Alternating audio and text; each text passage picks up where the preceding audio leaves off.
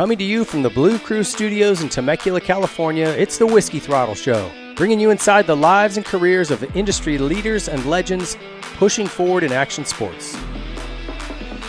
Yamaha has been setting the standard in two-wheel and four-wheel fun for decades. Yamaha is always out front, innovating, and focused on reliability and performance. Join the Blue Crew today. Get yourself a Yamaha. The Whiskey Throttle Show is presented by motorsport.com.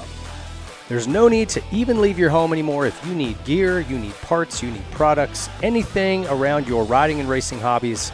Go to motorsport.com, order it up online, and it will be quickly and conveniently shipped right to your home without even leaving your driveway. Get over to motorsport.com and make your next ride your best ride. Troy Lee Designs is the leader in off-road motocross apparel and style. So whether you're looking for a cool new paint job for your helmet, maybe your name and number on your helmet lettered on, you're looking for new gear, you're looking for mountain bike gear, off-road gear, they've got the brand new Scout line and GP and SE models. Troy Lee Designs has it all. They've been leading this industry for decades, and they're going to continue to do it. Rockform, creators of the world's strongest magnetic phone case. They have mounts for your car, motorcycle, and bicycle, as well as universal mounts to adhere your phone to any surface. They also have screen protectors, power banks, stands, chargers, and more. And don't forget the G-Rock wireless golf speaker. Magnets adhere this powerful speaker to your cart, or any metallic surface for that matter, so you have tunes while you golf, work, or hang out. Rockform, always innovating the phone case market. Rockwell designs all their sunglasses in their U.S. headquarters in Utah. Then they are manufactured in Italy using the strictest craftsmanship standards, ensuring you get the best pair of sunglasses you've ever owned. From men's and women's designs, floatable, alloy frame, and a UV 400 rating, which blocks out 100% of UV rays, Rockwell has everything you need for you and your family. Use our code WT20 for 20% discount at checkout at rockwelltime.com. Hey everybody, thanks for tuning into the Whiskey Throttle Show here in Blue Crew Studio. Really fun guest today, guy that I've known a long time. We've got some history together.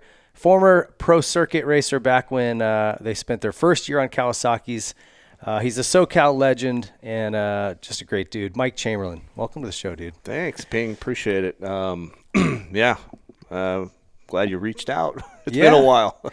Well, it's funny. Like I think back to first time we met, and we'll get to it. But back in '92, I was just an amateur kid. We were both riding for JT, but I've known you a long time. But I haven't seen you. You've been kind of living regular life and plugging away at just working and raising a family. Yeah, a little bit of riding, maybe once or twice a month.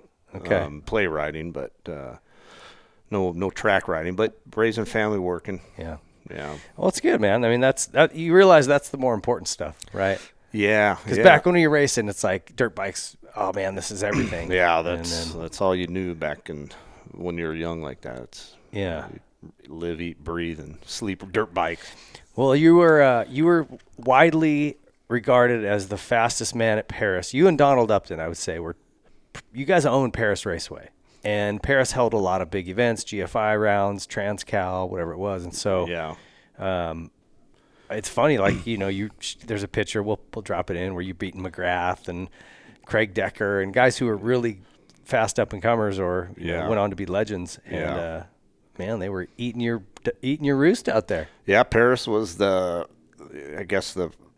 starting of my racing career. That's where all the big heavy hitters that live right here in Southern Cal, they'd go out there. And I got real comfortable at that track, and I guess was pretty good for a while there. Well, tell me what you're up to. We start with motorsport.com gate drop segment here, guys. Anything you guys need for your bike, your gear, stuff for the garage, anything. They've got everything, and you don't even have to leave your couch.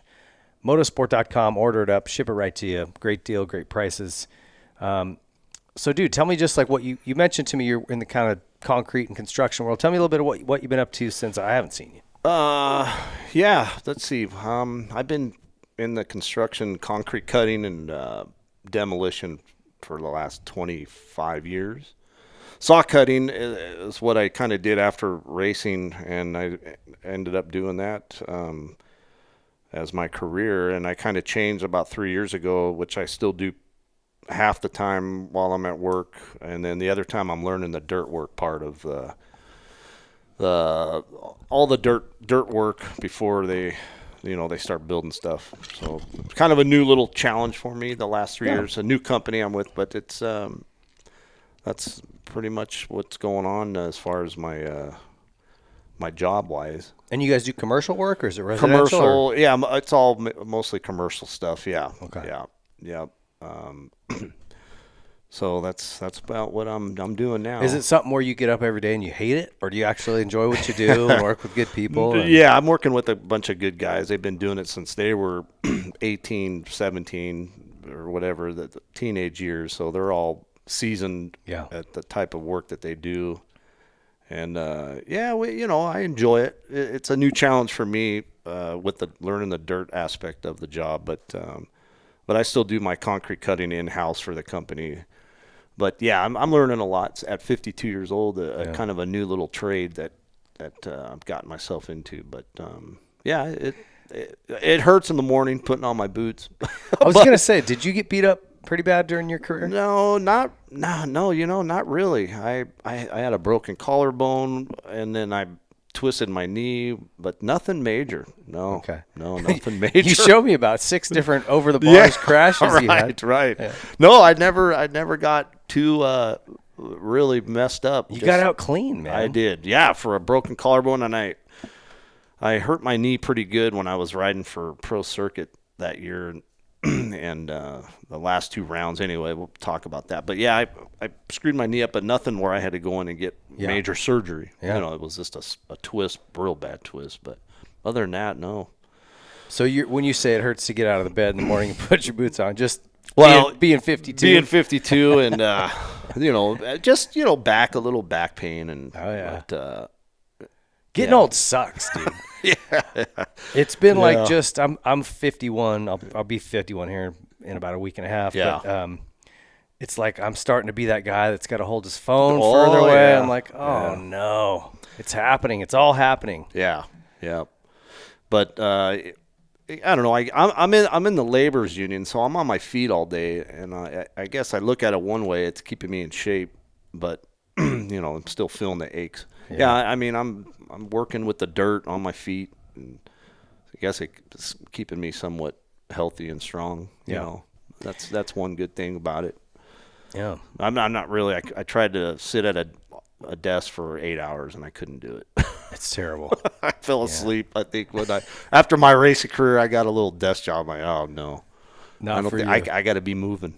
Yeah. Us guys, dirt bike guys. Yeah, I think for like most guys who race, that the desk job thing isn't even an option. Like even when I was, I managed Troy's team for a couple of years, and I got to go out and go to the track a bit, and I was going to the races. But like during the week, it was a lot of budget stuff and Excel spreadsheets and just being on the phone with sponsors and all that. And it's like I hated it.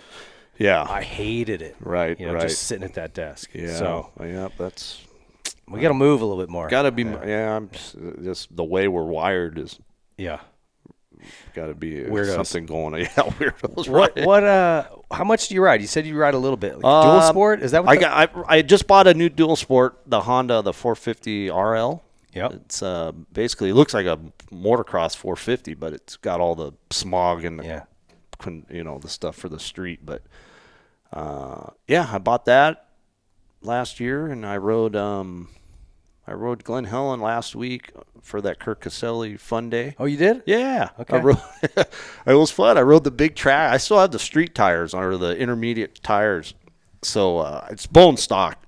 But yeah, I was having fun out there. We did the off-road course, and thing just chugs along. Yeah. And then I can ride it on the street and go to the store if I want.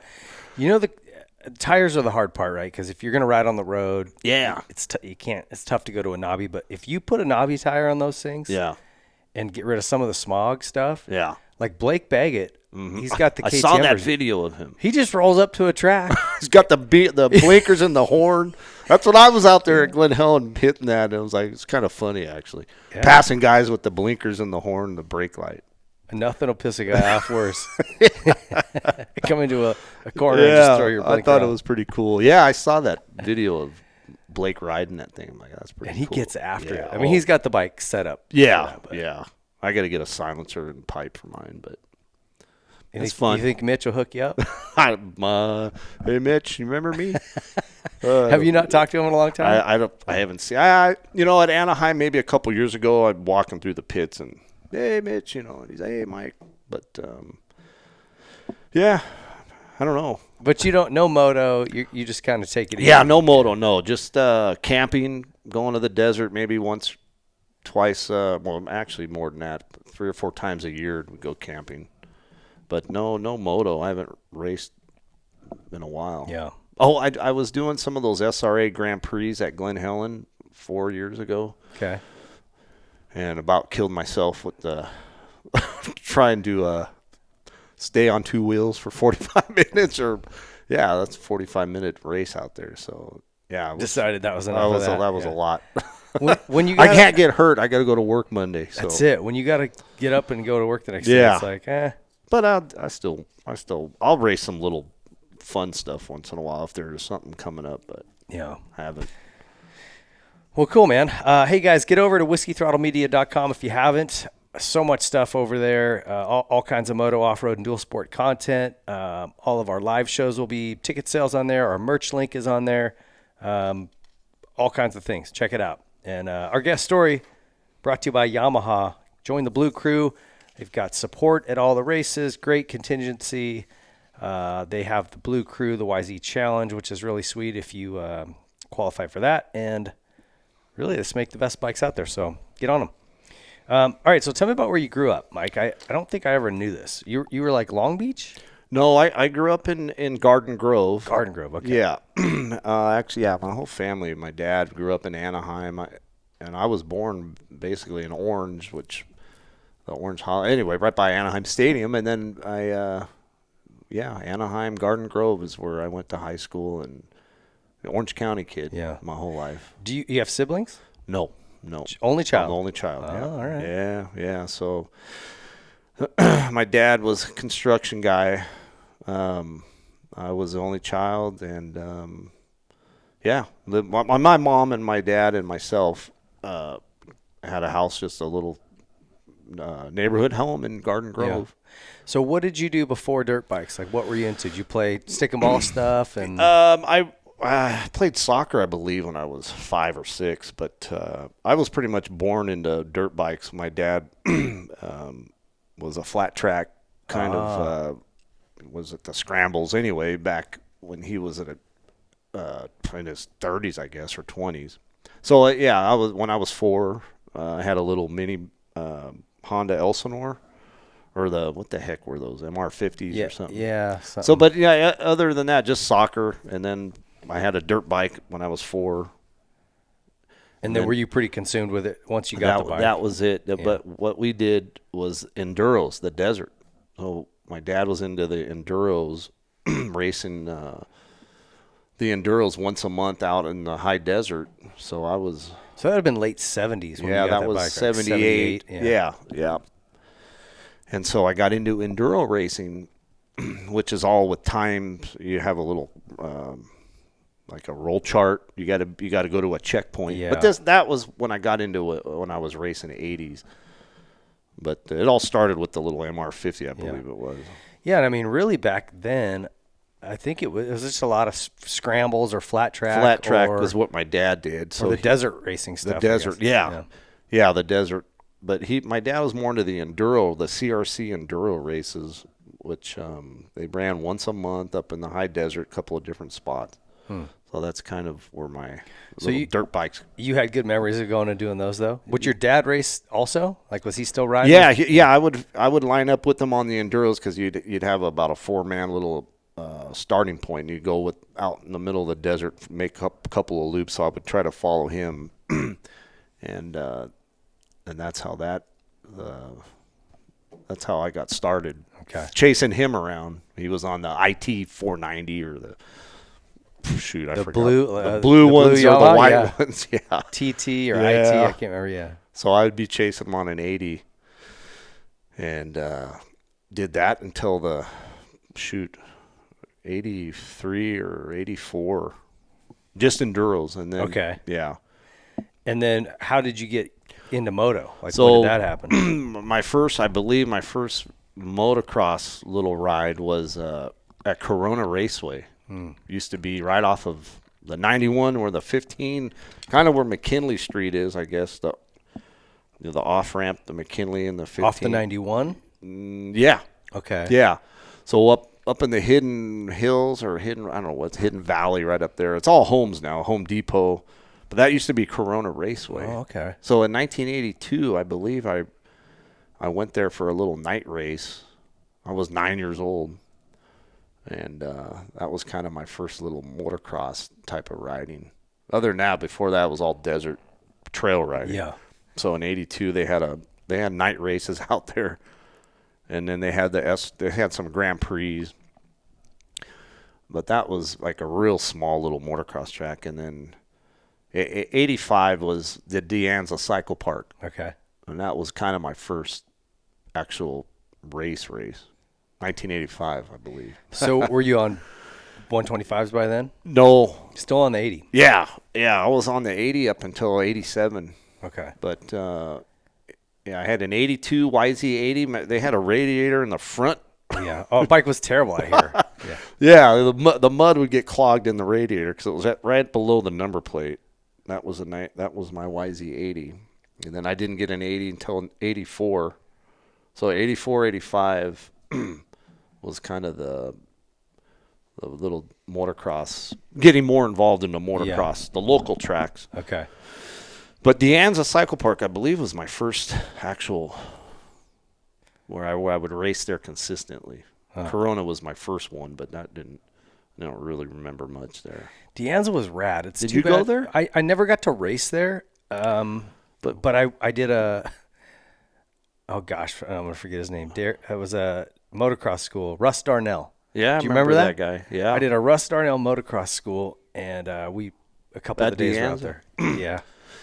Yeah. And then I would sneak in later and ride the Supercross. Yes, track. Yeah, because it was all shut down. They closed that place, and we'd all sneak in because Beaumont was just over the hill. Yeah. We get into that where I used to ride with Phil all the time up there. Yeah. And but De Anza, and then you go across Gilman Springs, and they that's where they filmed a lot of that Krusty Demons. The first of the Krusty over there.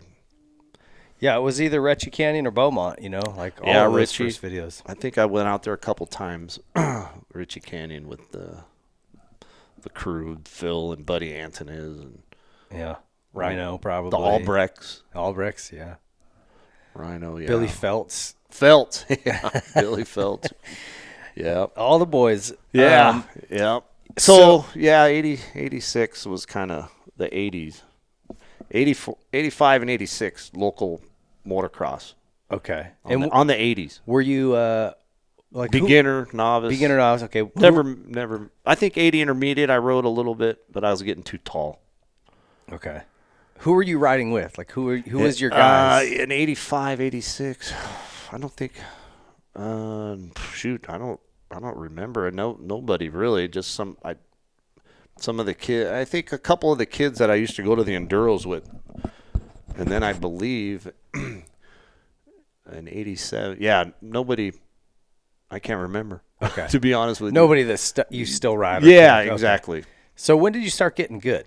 Well, then in 86, let's see. Well, let me go back. 86, I went my first trip. I was starting to get a little more into motocross in 86 on the YZ80. And then my dad, it was Golden State races we started in 86. Okay. Remember the Golden State? I mean, who doesn't? Those things were huge back then. So 86, we'd go to the Golden State. I was racing 80 novice. There was probably like multiple gates of heats just to make the motos, right? It was huge. It was huge. And then, 86. And I went to Ponca City in 86 on an 80 with a kid named Andy Grider, which, we became close with them. And he drove me. My dad said bye, and I went in his motorhome, and we went to Ponca, which was like another world for me growing up in Orange County, traveling across in a motorhome. It was the most awesome experience. Now that I look back, and I had a great time. I don't know how I did over there. I think my gas cap broke. I got gas all over me. I didn't do worth a crap. It was It was in the 80 novice. Well, in the 80s, in the 1980s, Ponca was bigger than Loretta. Like, Loretta's was just kind of getting started. Yeah. And so Ponca was the race. Right. And, you had to qualify to go to Ponca, right? Oh, I think I had to. Yeah, I had to go to some qualifiers just to make it there. Yeah, and I think my first time was 87 there, and dude, it was such a shock for me, like just such a big event and so many fast kids. My gosh. It was like, whoa. Oh yeah, it was so. Yeah, the Ponca 86, and then I started getting a little more serious, and then it was almost every weekend. The local tracks: Perris, De Anza, Glen Helen, Carlsbad, Barona Oaks. So let me go back. So that 85, my dad was buddies with Harold Grafton. Oh, remember Jeff Grafton? Yeah. So my dad says, "Hey, let's go down to El Cajon." And I got a guy that I know, Harold Grafton. His kid is Jeff Grafton. Did you know of Jeff? No. Okay. No, this was in 85. And my dad says, and guess who they live right across the street from? Brock Glover. Brock lived here, and Jeff lived here, Jeff Grafton. And I was 85. I was 12 years old. I'm like, oh, because I knew who Brock, looking at the magazines. I'm like, wow. So we go to Jeff Grafton's house, stayed down there, stayed the night. And we went to dinner, and I was sitting having dinner with Brock Glover in 1985 when he was in his prime. Yeah. It was him and Wardy. And then we went to some private in Jamul, where him and Ricky Johnson used to ride. Their private little test track in Jamul. And I remember going with Jeff and me and Rick or Brock and watching Brock. And I rode my little 85-80 around that track in the middle of Jamul or somewhere way in the. So that was the. It's a soft J. I think it's Hamul. Jamul. So I forget. Yeah, I was thinking of that story before I got here, and I'm like, that's kind of my dad knew Harold Grafton, and I got introduced to Jeff, and Jeff Grafton was kind of a big shot down there in San Diego because he wore all the JT he looked like Brock Jr. Yeah. Well, he was a little bit before I kind of started coming to California a lot, but. If you look at pictures from those late 80s, he passed away in a car accident, tragically. But a lot of the racers were running a little sticker, a JG sticker. Yeah. Just in memory of it. But he was like a really good up-and-coming kid, I think. Yeah, right? He was really 80. Boy, he was real fast at Barona Oaks. It was him and Mike Craig. I think Jeff was an 80 intermediate. Craig was already 80 expert, and I was like 80 novice. But I remember. Yeah, he was like the next guy in the El Cajon zone. Exactly, crew right. Coming up. Yeah. Yep. And that was in the 80s, 85, 86. And that's cool. Yeah. So what a cool memory. I mean, I was thinking of that. Sitting there with Brock. So that's the first memory of the motocross world, is seeing Brock Glover and all that. So that's kind of how it got the juices flowing to get into the sport as heavily as we did for a while. And who were you, like, what pros were you looking up to the most when you were a kid like that? Yeah, he was the first big guy, and then in 87 was when I got to the big bike 125 novice. I mean, who was it, RJ? And those guys were winning at that time. But then who did I meet in 87? Oh, man, I don't remember. The next guy that kind of grew up in Orange County that was a big shot was Mike Healy. Mm. And he grew up – so I met him at De Anza Cycle Park in like 88, 89. I was a 125 novice guy. He was out there at De Anza on a factory Cajiva bike, or he was riding Cajiva, and he was flying, jumping this. Anyway, started BSing with him a little bit at De Anza. So he was kind of a big name, and I kind of rode with him for a couple of years because we kind of lived by each other. He was you'd look at him and he was very intimidating, especially later on when he started getting tattoos and mohawks, and you think this guy's crazy, but he was actually a really sweet dude. Yeah, he was yeah. So I'd watch him ride, and I was still class below him, and then I got into the local pro stuff. But 87. So anyway, back to 87, the 125 novice class. That's where started getting a little more serious. Okay. Yeah, you got a picture which we'll put up of you and McGrath, and when you were both 125 Novice. Yeah. And to think, this is what's crazy, is in 87, he was a 125 novice. And by 93, well, by 91, 91. he already won a title. Isn't that, 4 years after that picture. And That's he was just, crazy. Yeah. And you were whooping his butt, too, as a So novice. in the novice, 125 novice, yeah, it was kind of a little rival, you know, if you ask, you know, talk to, yeah. So I beat him at the Golden State races were first, and then we went to, the first one was Ponca City, or maybe the World Mini I won. He got second, 125 novice. Then we went to Mammoth. I won 125 novice. He got second. And then Ponca City, the same thing. I think he won the mod. They had a stock and modified. I won the 125 stock, or the 125 modified novice class, and he got second. I passed him anyway. So then that was that year, and then. And were you guys buddies? Yeah, we were friends. Yeah, okay. Yeah, we went to Blythe together. We got a hotel. His dad and me and him, and we were racing. We went to the Kyle Fleming Memorial, I believe it was. Yeah, we were friends. Yeah.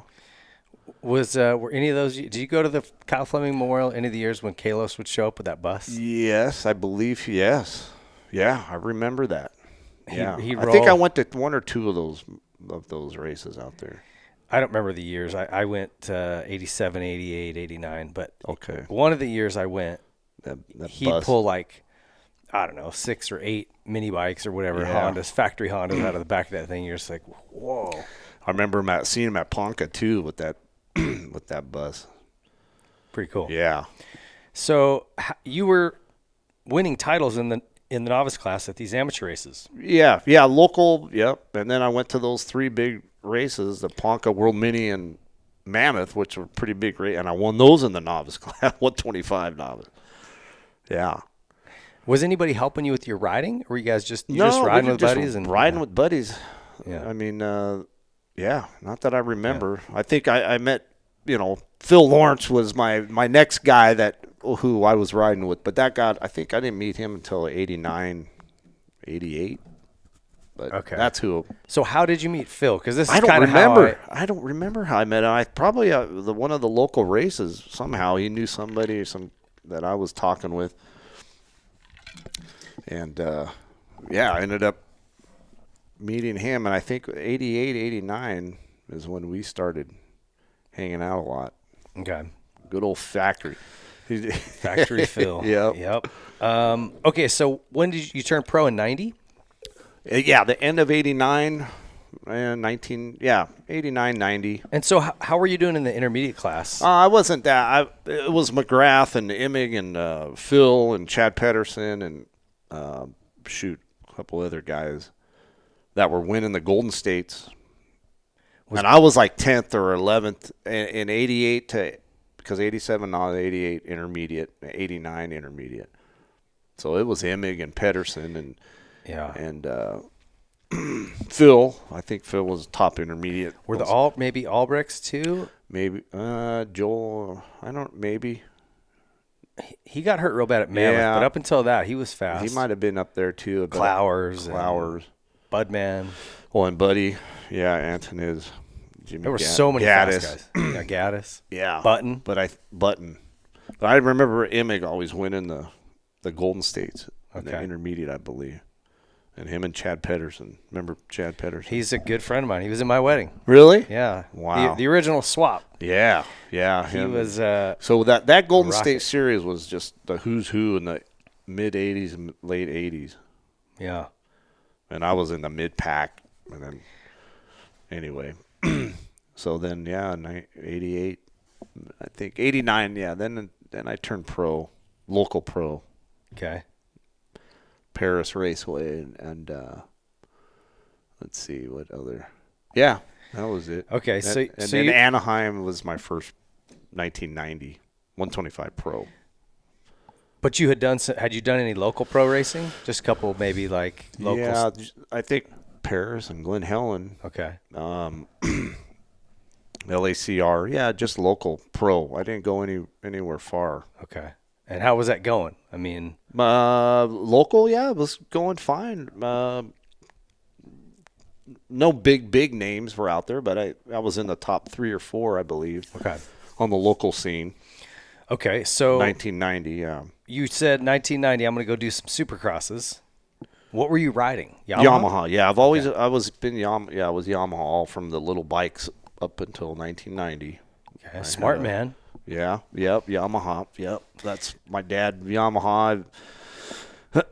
Yeah. Bleeds blue, or back then yellow and black. Oh yeah, Yamaha was the bike, and I'm trying to think. I was doing some test riding. I forgot in the 88, 87. My dad knew a guy from Yamaha Motor Corp named Joe Wilson. Okay. Long, probably way before. You might have started getting 86, 87. Yeah, that's before me. Yeah, anyway, my dad, this guy worked at Yamaha Motor Corporation. I got involved and met up with this guy that my dad knew and said, hey, would you like to do some, we're testing these 80 bikes. I forgot. Yeah, I should have told this story. That's so I said, yeah. And I was an 80 novice, so I got picked up in Orange County because Yamaha Motor Corporation was in Cypress. Yeah. So I lived off of Catella. Oh, you're Yamaha right there. was 5 miles down the road.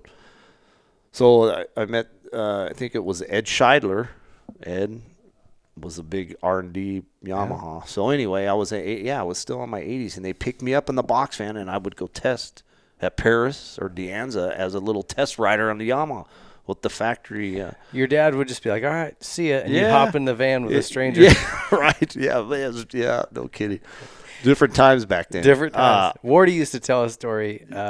His mom would drop him off. I remember hearing that. Saddleback. And I'm just like, see ya. Here's sit by the lunch truck. Yeah. But yeah, that's right. So that's kind of with the Yamaha, the little. Were you doing like endurance testing on them? Yeah, endurance. A lot of endurance testing on those 80s. I really didn't have too much knowledge input of telling them about the motor. I wasn't a pro. I was just a novice rider. So I'd say, it felt good to me. They would do little tune-ups. But yeah, it was a lot of endurance testing. That's cool. Yeah, that's the big. And so then you kind of continued that? So then I was in with Yamaha from 87, 86, testing every year with those guys. Certain times of the year, probably it was before the bikes would come out. Remember, they were before anybody would see them. Put old plastic on them. Yeah. Kind of disguise them a So, little bit. it's all coming back to me now to remember. There's little fill-ins between the 87, 88, 89. But, yeah, I got involved with the testing of the Yamahas. And then I became test rider for those guys. Okay.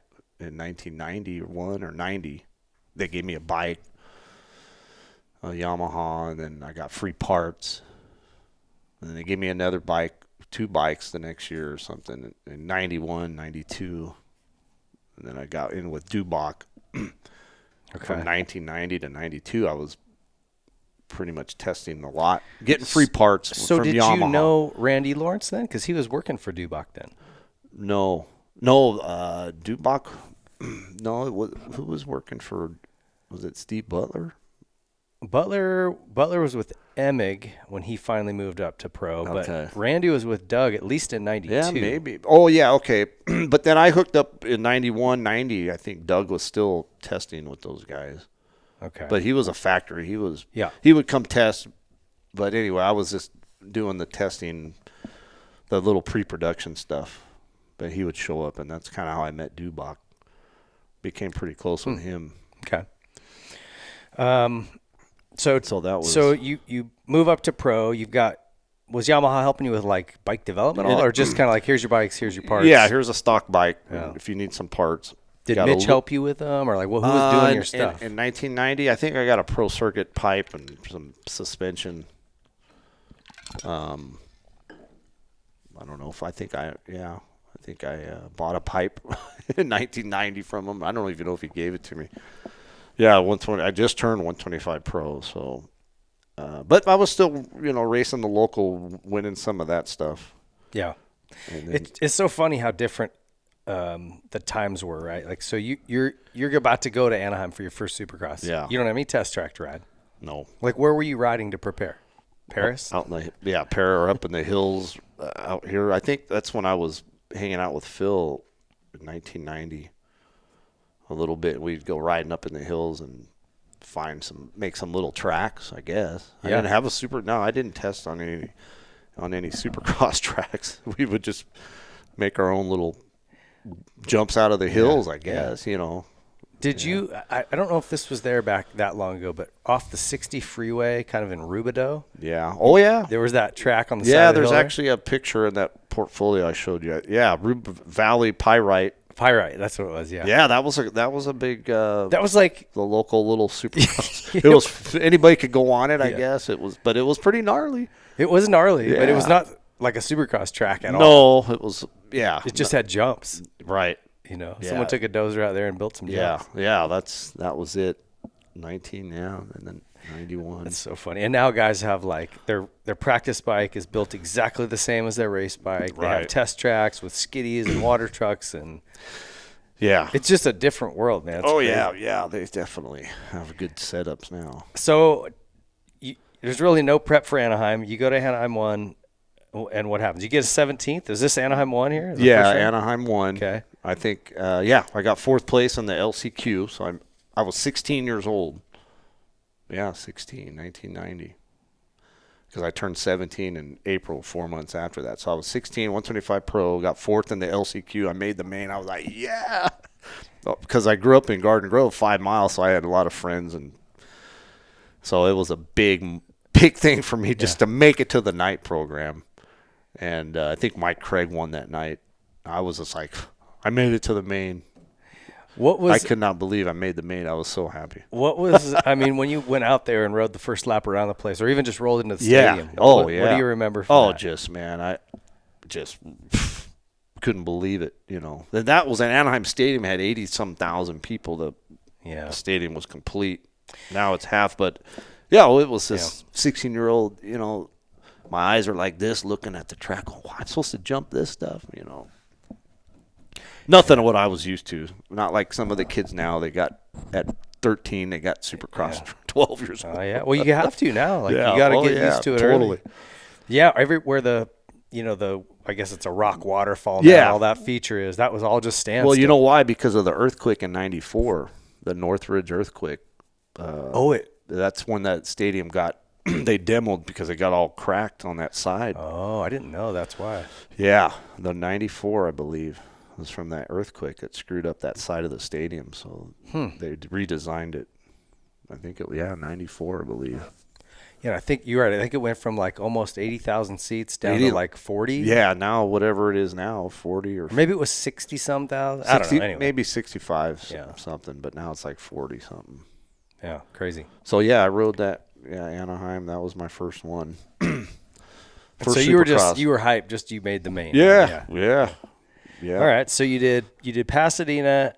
That was the only other one. Or did you do more than you didn't qualify for? I don't. Was a Coliseum on there? Nah. Oh yeah. You did. In 1990. You did This was back when it overlapped all funny. Right? Yeah. So it wasn't a. Hangtown was in April, and you went back and raced San Jose and LA in June.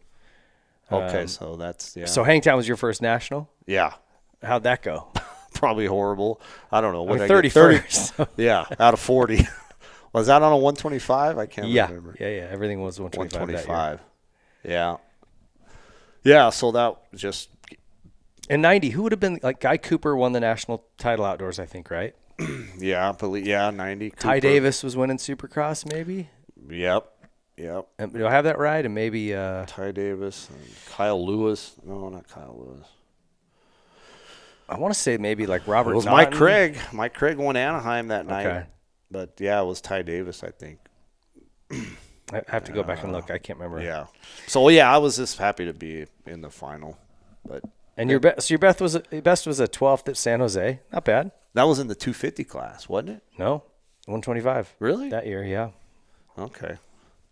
But you did bounce around a bit. Now we'll get to that. So, just kind of West Coast stuff, right? Yeah, pretty standard. Yeah, my dad was my mechanic. We just had enough money to stay on the West Coast part. What was the, feedback after this year? Were you thinking, I can do this? I just need to work. I was starting to get a little more serious. Okay. Towards that, I was. And who were you riding with? Like who was your crew that you go ride with? It was Phil Lawrence. Okay. Yeah, I believe in 1990 it was Factory Phil. I'd go to his house because I was in Orange County and I was 16 and I would just go out and stay at his house. I believe it had to have been the one in Menifee. No, the one in Cherry Valley. Oh, okay. That's where it all started. Cherry Valley. I'd go out there and stay for a week in his shed back there. They had a track back there. Because you could ride right from his house. 89. Right? Yeah, it was 80. Yeah, I remember I was on an 89 YZ. So, yeah, with 89 with him. And we'd ride right out of that shed and go riding up in the hills. And that's who I rode with from right when I turned pro was good old Factory. Okay. Factory Phil. Oh, man. Okay, so then it got serious a little bit towards the end of the 90s, or 1990. Yeah. I was like, I think I like this, keep at it. And you switched to 250s. In 91, yeah, because I was getting a little bigger than most of the 125 kids. So I decided to go onto the 250 in 91.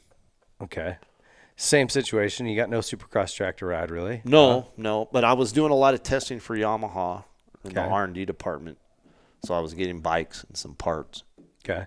But no Supercross. I think Phil had a little Supercross track he built at that house in Cherry Valley. They built one in the backyard. And that was it? That was it. Yamaha didn't even let me. I wasn't even allowed to ride on their private Supercross. Even though I was doing the R&D riding for them, it was just too gnarly for me. Yeah. So that was a race team. The testing department really didn't. Yeah. They had the race factory Yamaha, and then our testing. Yeah, different divisions. Yeah, so They keep them kind of separated. Yeah. So it's funny kind of looking at the results. You went 18, 16, 16 in 91 at Tempe, San Jose, and L.A. So, you were kind of where you were finishing on the 125. Yeah, I was stoked to make the 250 mains and 19 years old, I guess I was. 18. 17. Well, you'd have been 17. Yeah, 17 or 18. Yeah, so that's kind of was like, wow, I'm making the mains and look at all the big names, and I'm like, shoot, all right, let me get a little more serious that year, And that's when I think in 91 is like, okay, well, you're gonna try to make a go at it and see, make a career out of this, And there's a little article, we were looking through that scrapbook you have, and it said you made like 20 grand racing the GFI series. Yeah. And there was really good contingency and purse money. You could just kind of be a local Southwest guy. Yeah. That's how I made a little living. Yeah. I mean, I think I was living at home still, but I didn't have any big bills, but I was making some money every weekend with the Golden State contingency money, the GFI. And even making mains here, it's $1,000. Right? Yeah, that was a big chunk of money for me at 19, and that would get me to the next race. $1,000 back in those days. Yeah, could live pretty good for a week. Yeah, for a week, cost that much to put gas in your car now to go for 2 days. I know that should be about 10 grand now. It's not yeah, that's what you were made. Yeah, $1,000 to make the main was a lot of money back then. Yeah, and that's for me. I don't know. That's why a lot of the privateer guys would just move up because they're like, dude, if I can just make the main, or even I'm in the LCQ, it was still like 900 and something, right? If you didn't make it, yeah. If you got third in the LCQ, it was 900, something like that. But I think last in the 125 mains was like $250. Yeah, in the main. Yeah, so, all right, so 91, a little bit better. You're riding the 250. Yeah. So going to 92, was 92 seemed like it was a pretty good year That for was you? where I got to the real serious, shoot, I think I got to start working hard at this because it was getting we were winning a lot of all the local pro stuff at Perris and all that. I was making money. Yeah, that was a real good year, 92, to kind of set the tone for for me to get the ride I did in '93 from Mitch. I guess I was doing good enough where he saw me. But did you ever win the GFI Invitational? I raced that, but I got smoked. Oh, you did? Yeah. I think Phil won it. Phil won it. Yes. Yeah. I was up there in the main event at that Perris race, and I think I got a good start. I was right in the middle, Bradshaw, and I just went over the bars. It seems like a recurring theme with you. Yeah. Over the I've got a couple of those stories. And I got up there and then I crashed with that Invitational, and I didn't do good there, even though that was my home track. But I think with all the big names, I got a little nervous with those names, with those big shots out there. Well, and you said it's hard because you said I kind of said I really always liked your style. You always had this real. And now that I think about it, it is very Bradshaw-esque. Yeah, because you said Bradshaw was your guy, and you always tried to ride That was like who I wanted to ride like. When I first saw him riding in the early 90s, I saw him riding. I'm like, dang, that guy's got good style. And he's riding Yamaha. I'm like, okay, I'm going to try to ride like him. And I think that's what really screwed me up is I just wasn't being myself on a bike.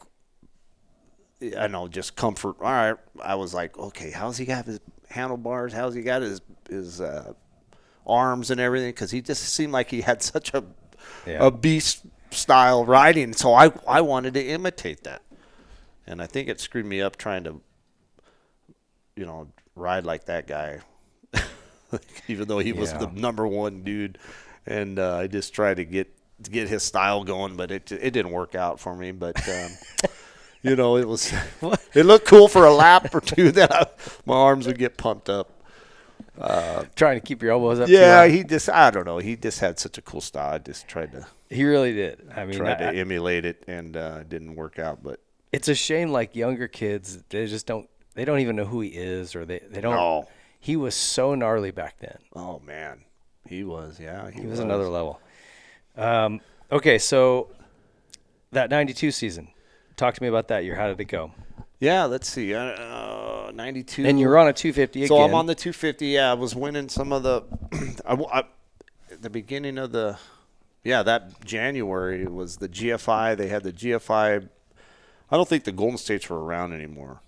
Or maybe they were. I wasn't involved in the Golden State races. Were they in 92? Because 92, I won the intermediate classes in the Golden State, and that's why you and I connected down at Palm Avenue. Oh, that's right. Oh, yeah, that JT. 92, yeah. Yeah, 92. Okay. So just quick story for people listening to get this. I didn't know you to this point. Yeah. I didn't know Phil. No. Which is funny. Yeah. He's now my brother-in-law, but and I lived with him for a couple of years. But we both rode for JT, kind of at the end of JT's heyday when they were the cool gear, right? Yeah, right. And we did a photo shoot at Palm Avenue, which is now paved over, right? Like a lot of the other cool places. Yeah. But Palm was the spot. A factory Honda would test down there. I mean, you go out there any given day, and there was somebody gnarly riding. Yeah. Oh, yeah. Yeah. So we did a JT photo shoot. Yeah, like I said, I was like the hot amateur kid at the time. Yeah. You were the fastest local pro. Right. And so we did a photo shoot that day. That's how I met you. So that's right. Anyway, continue on here. 92. How did it go for you? Yeah, so 92, the GFI, Goat Brecker had the North-South Showdown. Mm-hmm. Guys from the north, guys from the south. They had their little series up there.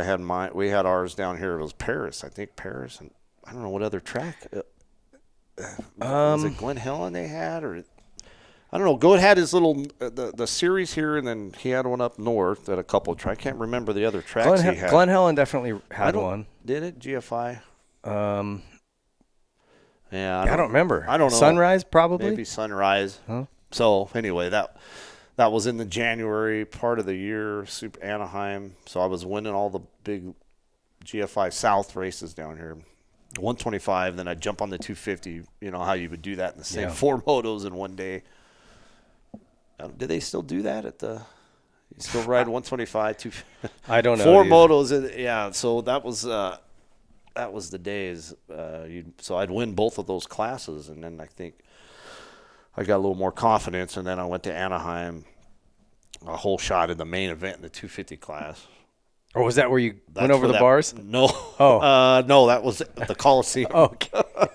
But no, there's that picture I showed you where I you're in front of the first Bale, turn. yeah. I got Bale, Bradshaw, Kehoe, and Petering back to 17th or 14th. I don't know what I got. 16th. 16th out of 20. 22. Don't sell 22. yourself Okay, short. all right. So I did a little better than I thought, but I went from like first to third, second. Then I was in the third, the second, first lap, fourth. Then those guys took off, but I was happy just that I was at that point. And then I just tried to race locally in between when the West Coast would go to the East Coast. So I'd race, and then I'd try to do as many West Coast of the Supercross as I could get to. And you made it to Dallas that year. Yeah. Okay. Yeah, I had a little money to go there. So that's good. And then you did Hangtown on the 250. Yeah. And then you switched to the 125 for Washougal. Yeah, I drove up there with Albrechts for Okay. that. Jeremy and Joe Albrecht. I went in and I had I think we drove my box, I didn't have a box fan, my truck and my little Pro Track trailer. Pro Track. I think Joel was racing and Jeremy was the mechanic. I think that day. In 92, yeah, that's probably sounds right. Mm-hmm. Yeah. So why did you drop back down? I don't know. Oh. I don't remember. Why? I mean, we're going into the past. Yeah. I My get it. gosh, I'm trying to think of all. I know there's some cool stuff.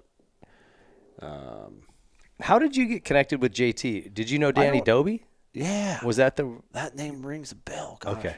Yeah, I think that's how I met him. I mean, that's who got me involved.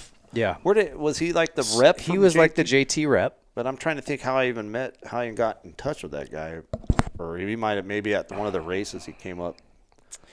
Yeah, I don't know. Or maybe through Phil. No, Phil wasn't riding. Yeah, for Phil JT. wasn't riding for him. I can't remember, but that name definitely. And Yeah, then Danny was the man. He ran all that stuff, and I actually don't even know how I met him, but he got to be a good friend of mine. And he owns Decor now, a graphics company. Oh, okay. So he's still involved in the industry. Great guy. Yeah.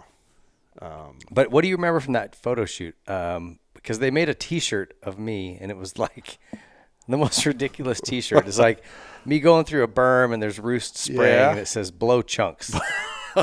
Is that right? I don't. Okay. Yeah. Okay. That's funny.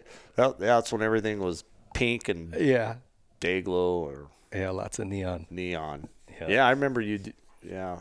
Doing some going around the berm and then I would go around the berm. You were on Suzuki's, right? Yeah. Yeah. And then I borrowed Phil Lawrence's helmet that day. And he was there with you. I said? think it was him and I that drove down there. It's so funny. I didn't know him then. I'm pretty sure it was. Okay, so take us into 93. Well, start with, in 93, like I said, you were one of the fastest guys at Perris. And I think you told me before that was kind of what caught Mitch's eye, was you just winning everything locally. Yeah. Tell me how you kind of got, how all that led to signing with Mitch, and how did that come to be? Well, yeah, towards the end of 92, I was racing, winning the local stuff, and then I guess I can't remember. I got a call. It was, I think, Phil Lawrence again. Talked to Mitch, and then Phil told me to go in there and talk to him. He was interested in talking to me, so I went in there, and I had because Phil had signed a factory Suzuki deal in 92, 93. for 93. That's right. Yeah. So Phil was signing that because him and I were private. He was a privateer in 92 Suzuki, or I think he was Suzuki or Yamaha. No, Phil was. No, it might have been 92 he got the factory deal. 92, 93. 93 he got the factory Suzuki, right? And I got my factory, semi-factory through Mitch in 93. Okay. Because in 92 he was somewhat privateer, but he had a pretty good deal with Suzuki or 92, or maybe it was still with Yamaha. Okay. Anyway, he said to go in there. Phil told me to go in there. Mitch was interested in talking to me. But 92, I had a real good deal with Yamaha, the R&D. They were giving me two 250s, and I had a good little allowance of parts because I was getting real hot and heavy with the R&D department in 1992. It was me and Dubach. Dubach was paid though; he was a factory rider. Yeah. But he still is their main, I believe, the test rider. Or he's not as involved, but he's still involved. Okay. He was their main guy for years. Okay, like 20 years. Yeah. So and I was I was close with Dubach and Ed Scheidler, and so anyway, I had a pretty good deal with the R&D, and then Mitch said, "Hey, you want to come ride the 125 West Coast?" And I said, "Yeah, okay, let me see what's going on here," because R&D guys over there, Ed Scheidler, they were going to give me a real good deal the following year, 93, maybe a couple more bikes and get really more involved in the Yamaha department of testing and all that.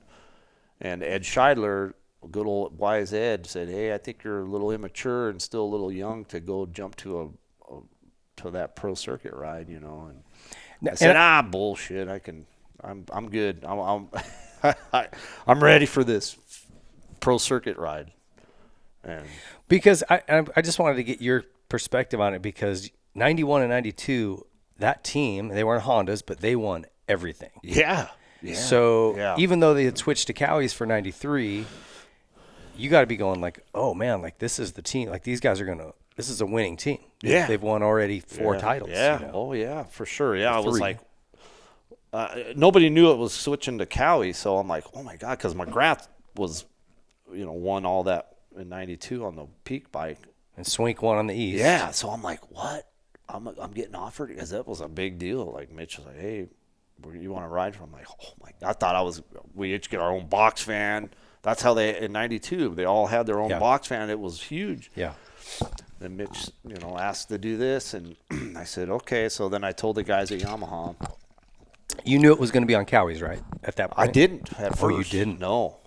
And then he told me. I said, okay, all right.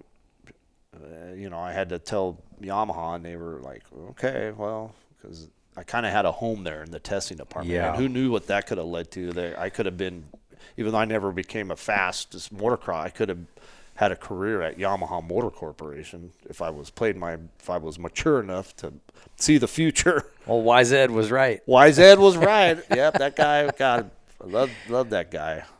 Yeah, I mean, I don't know if that is what you wanted to do, but you're right. No, but at 19, you're getting a semi-factory ride, or you want to stay in the R&D department. Yeah. And, well, what kid's not going to say, yeah, I want a factory? Yeah, I mean, you got to take that swing, Yeah, so I went for it, and I just wasn't. I did okay, but. Well, I think who knows? What did he pay you? I'm curious, because like pro circuit. Yeah. Nothing. Zero. Yeah, I got free parts and free travel to go to the West Coast. I didn't get paid. It was I think if you won or got top 3, I think you got bonuses, because Gaddis was there and Dobb. I don't think maybe he paid those guys, but I was like the bottom of the 3. And Gaddis, was Arizona, and Dobb was from the UK. I don't know where he was living. Did you end up doing a lot of the testing before the season? Yeah. I was the first when he told me we got Cowies. I think he told me don't say nothing at first. Like, it's kind of under the wraps of what we're going to ride. And then I show up in the box van I show up to Perris, and I think it was Jimmy Perry. Yeah. Perry and Bones, and they opened the box van, and there was a Cowie 125. I'm like, wow, okay. Cool, this is all new. I thought they were going to be Hondas, McGrath Hondas from the year before, but they were Cowies. And those Hondas, I mean, you raced against them, but like I remember just hearing them in the stands. Oh man, yeah. And it was like everyone else was on a 125 and they were riding 150s. That's kind of like it just had a tone and a sound where you're like, whoa, what is going on with that thing? Those bikes were unreal. Unreal, yeah. But I came from my 125. I just had a pipe and some porting from Mitch, my Yamahas. So even that Cowie that seemed good, seemed fast to me, and it was. When they opened the box van at Perris, I got a picture. Nobody knew what was going on, because I think I still had my No, they gave me some Axo gear, some green Axo gear, because I was all JT, and all of a sudden they see me at Perris on a Cowie, because I was winning all the Yamaha. I was on Yamaha and JT, and I go to Perris that day with Pro Circuit, and I'm jumping on a Cowie with the Axo gear. Some of the local kids are going, "Hey, what? I'm like, "Yeah, we go Pro Circuit Cowie." So, and that was like a big thing for me. And so I would kick ass getting on the bike out there at Perris, and everybody was pumped because I was the first one. No Jimmy Gaddis, no Dobb. I don't think they even were, because I was living by Pro Circuit. I was the first. Those kids lived. They lived further away, so they got. After I got on the bike that day at Perris, and that's where that whole thing kicked off to get trying out the Cowie. Yeah. And I thought it was bitching. I just remember Mitch telling me stories of, I think that stock Cowie that year in 93 was not the fastest bike. No.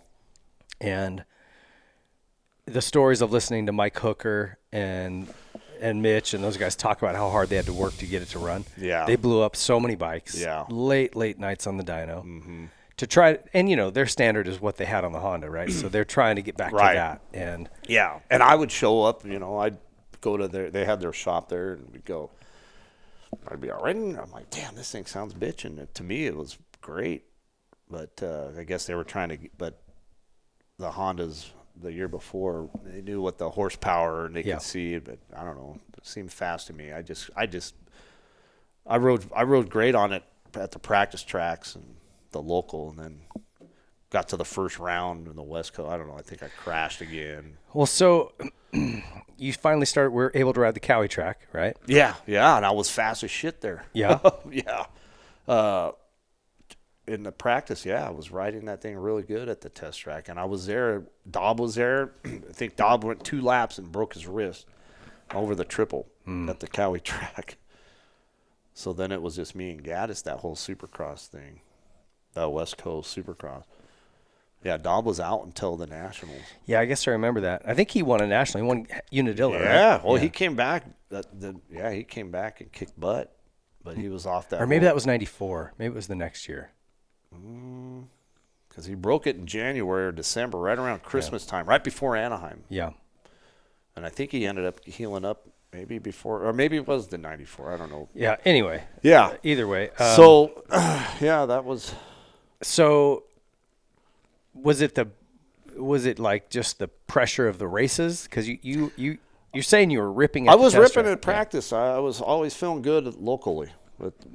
Mitch would take me out to Perris anyway, and then I would go to the Supercross, and I just couldn't handle the pressure I get, or I was too nervous. I was just nervous. Yeah. And I would go fast for a lap, and I would just hang on too tight, and the stupid arm pump. That's what got me every time. Yeah. I was in good shape. I was working out. I was doing everything that we did at that time. Phil and everybody, we didn't have trainers. We were our own trainer. Yeah. Running, a lot of running. Not too much weightlifting, but it was all cardio back in those days. Yeah. Cycling, running. All right. Yeah, we don't think we even lifted weights. I think we. Yeah, it got a bad rap for a while, I think it would cause more arm pump, and I mean. That was my downfall, was arm pump, because I could haul ass for a couple laps, and at the big races, then I would choke. But well, let's go through your '93 season here. Was Houston the opener? It was probably East-West, right? Yeah.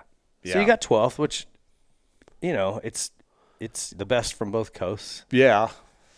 Not on Mitch's eyeballs. He wasn't stoked. Not 12th to fruit. Yeah. 12th again at Anaheim. Yeah.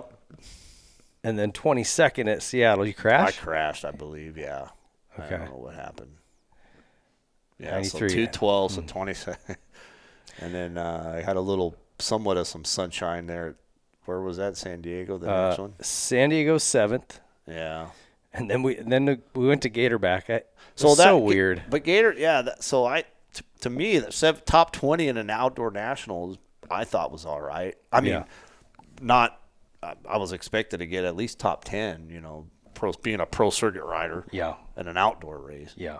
He hired me for the West Coast Supercross, basically, to see how that goes.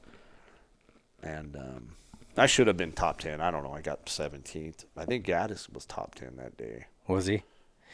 And Gaddis won just the opener? Or did he maybe win Houston? He won one round that year. Yeah, he won the title. Won the title. Yeah, he was over up there, Phil. Over Phil, yeah. So I was hanging in on a couple of top tens, or I got 2 fifths. Yeah, 5th at Texas, 5th against Those San are my Jose. only somewhat. Yeah, I would have got top. I would have got, if that wasn't an East-West shootout, I would have been on the podium. Yeah, I would have got a 3rd because I was 3rd West guy that night. But I got 5th because we were East and West. Yeah, 93 would have been what, like Lusk, Ferry. Yeah. Yeah. I'd have to go back and Yeah, look. I got it. It's in that thing I saved. But there was some big Doug Henry. Oh, yeah, Doug. And, yeah, there was some big names that in front of me, the top. So that was proud. That was a good look. I hung in there. Top 5 was not bad, I guess. So did Mitch not do all the nationals that year, or you just didn't go? You just did Supercross? Because you did Gatorback, but that's the only national. So they had, and then the nationals didn't start up again until after Vegas. Yeah. And then so I didn't after the last Supercross. Your deal was Supercross only. That's it. Yeah. Yeah. So then after this, was there any talk about continuing on? Well, I think he said he would take my bike to Hangtown for the 250 race. That was the 2nd round of the outdoor national. To give me one more little last shot, but okay. I don't think I did very good there at the Hangtown. Okay, so he just sort of kind of politely said, we're not going to do anything for 94. Okay. Right. Yep. Okay, so this is our seat concepts hot seat question here. You guys need a new seat. That's the only place you need to be looking, whether it's just a cover. They've got regulars, they got grippers, they've got winter seats if you're riding a snowmobile or just wet weather. They got something for everything. They can customize the foam. These guys are awesome, especially the dual sport and off-road stuff. They have their comfort seat. Great stuff. Check out Seat Concepts. Tell me some Mitch Payton stories. You got to have some. Spent a whole year with this guy, and you knew Angry Mitch. Yeah. Because he was a lot more gnarly in those years. Yeah. I remember him calling me one time and, hey, are you up? You Gaddis got to go to the gym, or you better meet him there or something. And he was give me the stink eye after each weekend, kind of, hey, better shape it up. But that's about, I just remember the one time he called me at the house in the morning and go meet Gaddis at play racquetball, get your butt up. I'm like, I'm up. I'm going. I'm meeting him there right now. So he was checking on you. Huh? Yeah. Oh yeah. And then I had a couple of crappy performances, so it was like I didn't even want to. I just was hanging out with. I'd go to where they're building the bikes, and what's his name was my mechanic, Joey Maurer. Oh, Joey was? Yeah. Okay. Yeah, Joey was. So I'd talk to Joey. Hey, everything okay? You better kick some ass this weekend. All right, let's go. We go riding during the week. Felt good. Then I go to the race and arm pump. Nervous wreck. Well, other than that, but Mitch was tough, man. Joey he was my mechanic for about 4 months. Really? In '96. Yeah. We went over to Bercy and won all 3 nights at Bercy. Really? And then we got back. Yeah. It was some disagreement over money. Yeah. And he quit. He just told Mitch, I'm done then. Yeah. And later. Yeah. Yeah. He was my guy too for the 3 or 4 months of the Supercross on the West Coast.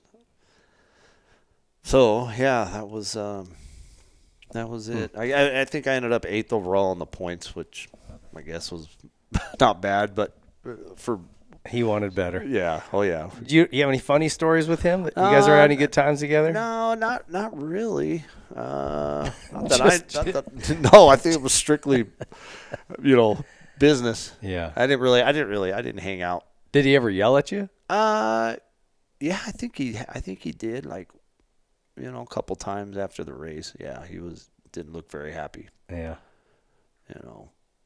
Which I expect. I agree. Well, the first He's got year a business I rode for him in '95, so just a couple years later, I got 4th at San Diego. Rhino got 3rd. Yeah. And he was pissed. Was Rhino on Pro Circuit? Yeah. That you guys didn't win. Yeah, I think Huffman won. Craig Decker was 2nd. Yeah. He was 3rd, and I got 4th. And I caught Rhino and was right behind him the whole race. Uh-huh. But, he was kind of the team leader. I didn't want to do anything too aggressive. Oh, okay. And so Mitch was yelling at Rhino because he's like, you need to be beating Huffman. And Right. he's yelling at me, you should have passed Rhino. You were going faster than him. Yeah. I'm like, yeah, he was just he was a different Mitch than he is now. He's more mellow. Oh, okay. Yeah, no, he scared me. He freaking made me a nervous wreck. I was 19 years old. I don't know. Some people are built different. He's still scary, dude. I just was a nervous wuss.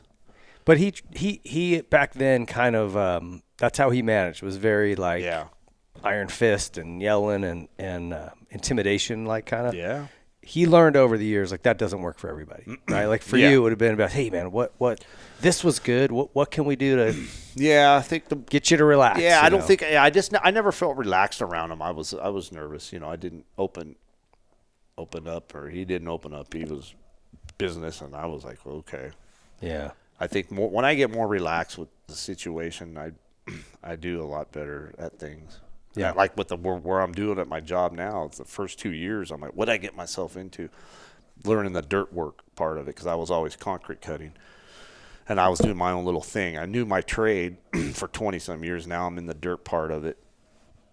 And the first I've been there 3 years. The first 2 years was like, I didn't feel comfortable, I was just like, come on. Were you getting arm pump? Yeah, I was getting arm pump with the shovel. That's what I do a lot of grading with the shovel and all we do all the subgrade for buildings and all that. Anyway, I'm learning the grading. Everything's got to be within a tenth or less. Jeez. On a huge slab of dirt, everything's learning how to read all. Anyway, what I'm getting at is, if I would have just, never I think I gave up. Like, it was just like my attitude towards 93 at the end when Mitch said bye or whatever. But what I'm doing now, I haven't given up, and now I'm getting more comfortable, relaxed with the situation. Yeah. So it was intense riding for Mitch for those 3 or 4 months. Because the year before, I was a privateer, and I was kicking butt. I had no big pressure on me. Yeah. Yamaha would give me bikes and parts, and then I would just be at the races with my dad. But you know that you were a factory rider, it's like it gets intense. Then the enjoyment goes away. It does.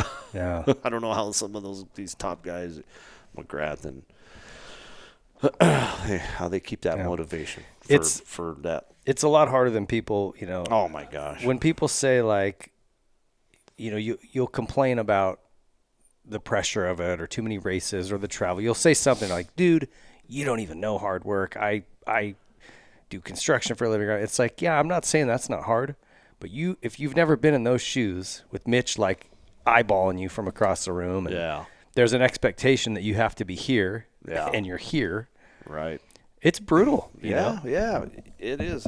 And you're risking your life. Yeah. It's motocross has made me who I am. I mean, the discipline and at a young age, talking to sponsors and scheduling to get up, get your stuff ready at 15, 16, your bikes and your equipment. Yeah. I don't know. I think motocrossers are you either continue that discipline, or you fall the other way. Yeah. So I think I always look at myself now and say, well, motocross kind of, I guess I'm doing okay. I got a family, wife, and 2 daughters, and everything's going pretty good in my 50s. Yeah. But the end of my racing, I was like, what in the heck am I going to do? I don't think we got into that. That's tough for everybody. Well, we'll get there. We're gonna take a quick break, and then we're gonna pick it up with 94. Stick around, guys. This is the Trolley Designs Timeout. We'll be back here to finish up with Mike. In the motocross graphics game, customization is key. TBD MX can bring any of your design concepts to life. Simply fill out a design request, and they will email you a concept for approval. TBD MX also has a showroom full of designs to choose from on their site. Whether you just want number plate backgrounds or a fully custom kit, the TBD MX crew has you covered. Visit tbdmx.com today and get the look you want.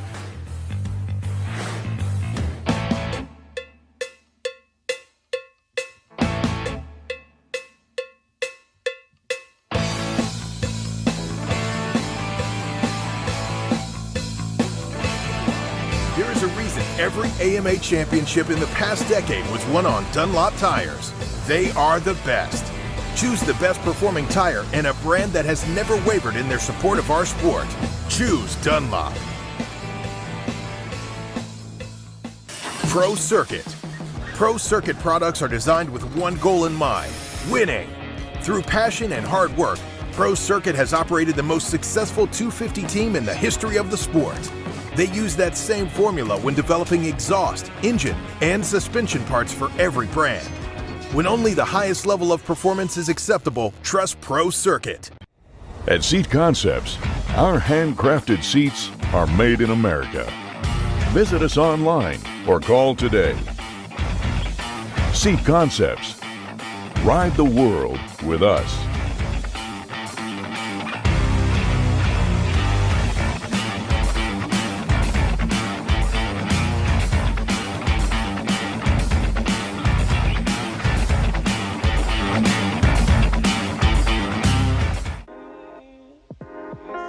Something from nothing. That's what Nihilo Concepts is about. It starts with a spark, an idea, a concept, which leads to a design, and finishes with engineered excellence with the highest quality products created with durability in mind.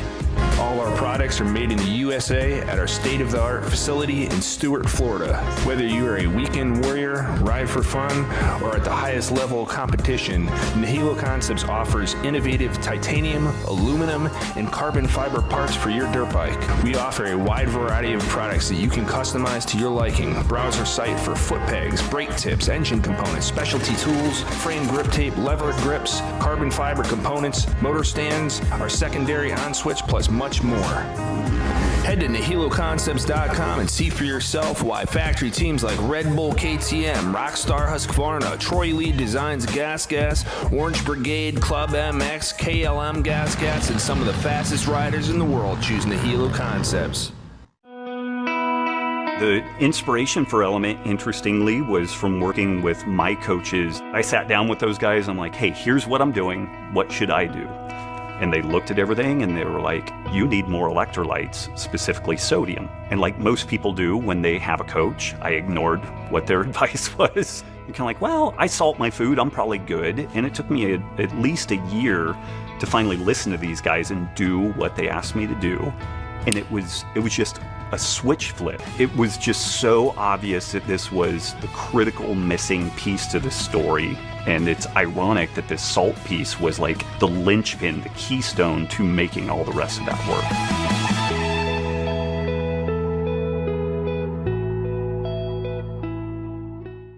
Arc levers are the most durable and reliable on the market. They have the most premier class championships of any aftermarket lever. Arc is the only ratio-adjustable folding lever on the planet, and their patented design is precision machined in-house right here in the USA. The occasional tip over on the bike is inevitable. Broken levers? Those are optional. Visit arclevers.com today. Toyota has become synonymous with reliability, and for good reason. Toyota vehicles are consistently rated #1 by Consumer Reports and in customer satisfaction. Partner that with a dealership that wholeheartedly supports the motocross community, and it's crystal clear where you should buy your next car or truck, Toyota of Redlands. As a major partner of the BarX Yamaha racing team, as well as personal sponsor of many factory racers and a premier partner of the Whiskey Throttle Show, Toyota of Redlands is heavily invested in moto. Check out all the new and used Tundras, Tacomas, and other vehicles at Toyota of Redlands today. Reliability, performance, and customer service. Get it all at Toyota of Redlands. Need to replace something on your bike that's worn out? Look no further than ProX. These guys aim to make everything OEM quality or better at an affordable price. And they've also got some new products coming. So right now, chains, sprockets, anything inside the engine internally, if it wears out, ProX makes it, and they make it at a quality level that's OEM or better.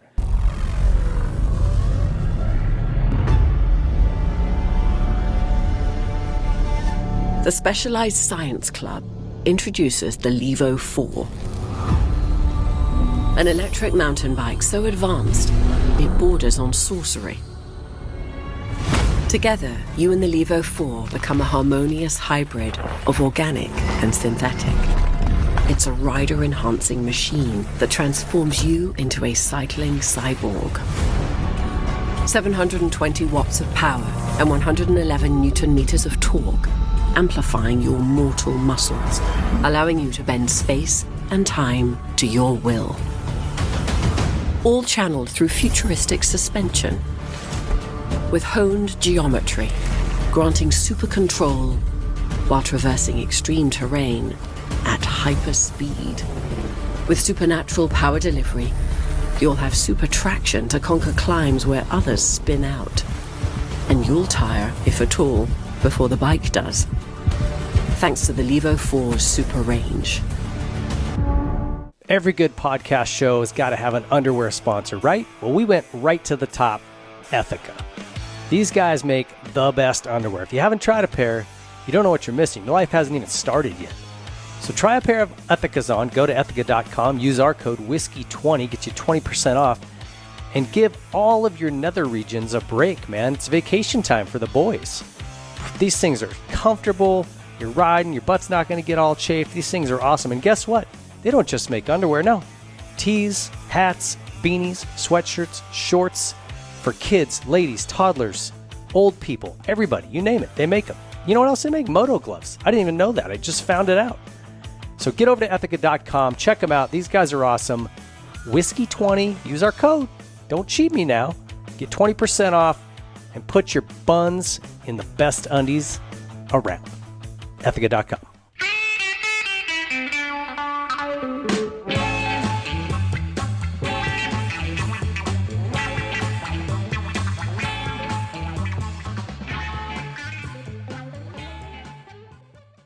Okay, that was your Troy Lee Designs timeout, guys. Welcome back. If you haven't been over to TLD lately, man, go check them out. SC5 helmet, absolutely next level. There's some really cool mountain bike technology coming out, new helmets. I don't know how much I'm allowed to say, so I'm just going to say keep your eye out if you're a mountain bike fan. Troy's got something really cool in the works. And obviously all the gear, just they make so much rad stuff. Nothing like TLD. You got a Troy helmet paint job, right? Didn't he do all the stuff for this? Yeah. Yep. Yeah, I have two of them in my garage hung up. Yeah. Just nobody better than that guy. No, Troy Lee. Yeah, heck. Oh, I remember going in 1990. No, shoot. This is 88, and going with my dad when he was in the airport. Had a little shop. Yeah. At Corona Airport. Yeah. And I had a Troy. He painted a helmet. My dad said, "Come on, I'll go. You want to go to Troy Lee, get a helmet painted?" And I think he was still up there painting them by himself. Yeah. In the little airport. Yeah, the airport hangar was like 87. His first God, it had to have been the mid 80s. Yeah. And that was I had a Troy Lee helmet painted from him personally. You know, when he painted. I guess he still does all the when he wants to, right? Well, for the big projects, it's cool. It's my favorite part is he'll take a piece of paper that's got a drawing of a helmet on it, right? It's just the outline. And he'll sketch the graphic on. Yeah. Right? So it's like the concept. And you're looking at it, it's like these big weird lines. You're like, what are you doing? And then he starts coloring it in. And when it's done, you're just like, oh my gosh. Yeah. That's it. Yeah. And then he'll give it to his painters and they actually do the work. Yeah, but he does all the art and just gets it all ready. And then, he's amazing. He's a legend. Oh, big time. Okay. So, let's pick it up here from 94. So the deal with Mitch ends after Supercross. Did you go back to Yamaha? Did you go, hey guys? Yeah. Hey, knock, knock. I got shit canned. Yeah. No. So the middle of 93, which when the Supercross ended for the West Coast, I think it was June or something. I kind of was just like, oh shit, what do I do? I think I had a bike, I think I went and bought a bike because Mitch, he had his bike after that Supercross. He had his bikes back. I think I went and bought a Cowie just to ride locally. Yeah. Because I didn't have no bike. I was riding his bikes, and then after that, the rest of 93, I think I bought a bike and was just trying to race locally. And 94, I still wanted to race, and like, shoot, what am I going to do? I was only 21 years old. Yeah. So I 94, what the heck did I do? I think I bought. You rode 250 Supercross in Hangtown. Okay, 94. Mm-hmm. Yeah, so it was I don't remember how I bought the bike 94 and was just still trying to race locally and make a little living. I was still living at home. I was 21 years old. Still trying. Let's try this again. See what happens. But as far as being back involved with R&D Yamaha, I think I screwed that all up. So I didn't even bother. I think you never went back and even talked to him. No, I did. I can't remember. No, 94. Did they fill your place with somebody else? And then it was. Well, Dana Wiggins was doing their testing, and maybe there was somebody else. Joel. Joel, remember, went to work he was one of the big R&D guys. That's I true. think Joel was testing and Dana Wiggins maybe. But then Joel stayed in there and became was getting paid from working in the R&D department. Huh. I can't remember 94. I don't know what the heck I was doing. It'd be interesting. I'll have to go back and look through some of the 93 results because I did all of the local rounds, San Diego, the Anaheims, and then the 125. On the 125 was my first year. I was just Suzuki support kid, and then I blew my ACL out at Pasadena. But I was at these I had races. a bad knee that day too. You did? I was playing basketball, so I got. What did I get the week before that? Fifth. You were fifth. San Jose. Is it which way? Yeah. It goes. So anyway, it goes this way. So you were fifth in Texas. Okay. So and then I was out play riding. I was feeling good. I was starting to bitch, and I got a fifth. So my confidence was getting up, and I was out there riding by Etowanda off the 15, hauling, testing out there in the sand on Pro Circuit Cowie, and I ate shit, twisted my knee bad. Oh shoot! And I was afraid to tell Mitch, like, God dang it, because Pasadena was coming up, and I had to go to that track, Pasadena. And I was already hanging on by a thread because of my results. And I go to Pasadena that week, and my knee, I go, Mitch, I twisted my knee. Oh, man. So I barely even made the main. I got 17th. I'm like, you got to be kidding me. And then I must have healed up a little bit. I don't know how many. What was the date? It was looks like about 3 weeks between that and San Jose. Anyway, got my knee drained, and then I went to San Jose, and I got fifth. Yeah. So that kind of was like, okay, maybe I'm okay. Maybe I. Yeah. Do you remember talking to Phil at all in this? Because your teammates with Gaddis, but your buddies with Phil, and they were going for that title together. Big time, yeah. I remember. I don't think I raced. Oh, well, I had a blown knee, so I didn't race. But I remember watching Vegas, and Phil comes out, and he's trying to get into Jimmy's head. He's like, "This guy's not as good as me. I'm gonna, rah, rah, rah," like whatever, chirping. Yeah. And Jimmy comes out and he said, I'm here to shoot bubble gum and kick some ass or something, or I'm not. He said, yeah, I came here tonight to kick ass and chew bubble gum, and I'm all out of bubble gum. Yeah, that's right. That was classic. Oh my gosh. It was pretty Yeah, funny. Phil was all hot and ready to take that title that night. Yeah, right? Didn't happen. Didn't happen. Yeah. So was it, you're in the pits and Jimmy wins the title. What was that like? Oh, that was like, took the, That was a huge thing for Mitch, for them to go win from on a new Honda to brand. win that's next year on a brand new bike. Yeah, with it was a big celebration. I'm kind of like in the corner going, whew. Mitch wasn't gonna come over. I got 9th that night, and he gave me the stink eye, but he was like, it's all right. And Jimmy won, so everybody was happy. Yeah, so it relieved a little bit of ass chewing on me for not getting in the podium or something that night. But and then after that, I just like, okay, now what do I do? Because I knew what was in store after that, because I knew what my deal was with them. So yeah. Okay, so 94, you ride the 250. You're making mains, Yeah. Is that the not great? That's all 250 class, all right? 250. Yeah, I think 94, I said no more 125. I was too big, kind of bulky. Yeah. And the littler guys were kicking my ass on the 125. Well, and especially back on a 125, it's like you can't be over. If you're over 150 pounds, you're. Yeah, I was 165, 170. Yeah, that's big. So that's on a big. 250F, you do them in fine. Yeah, right. Not on the trying to make the triples and. Yeah, sketchy. Okay, so 94, it is what it is. I was full privateer and paying my way. Was I on a Honda, Yamaha? There's a couple of different bikes. I'd have to go back. Yeah, 94 was I think I was on a Honda. I bought some Hondas or went up to Washington and picked up some bikes from a dealership up there. Okay. 95, you did. This is where I said it. You did 125 Supercross in Seattle, got 12th. And then you did 250 Supercross a week later in San Diego. Yeah, what the hell was that about? I have no idea.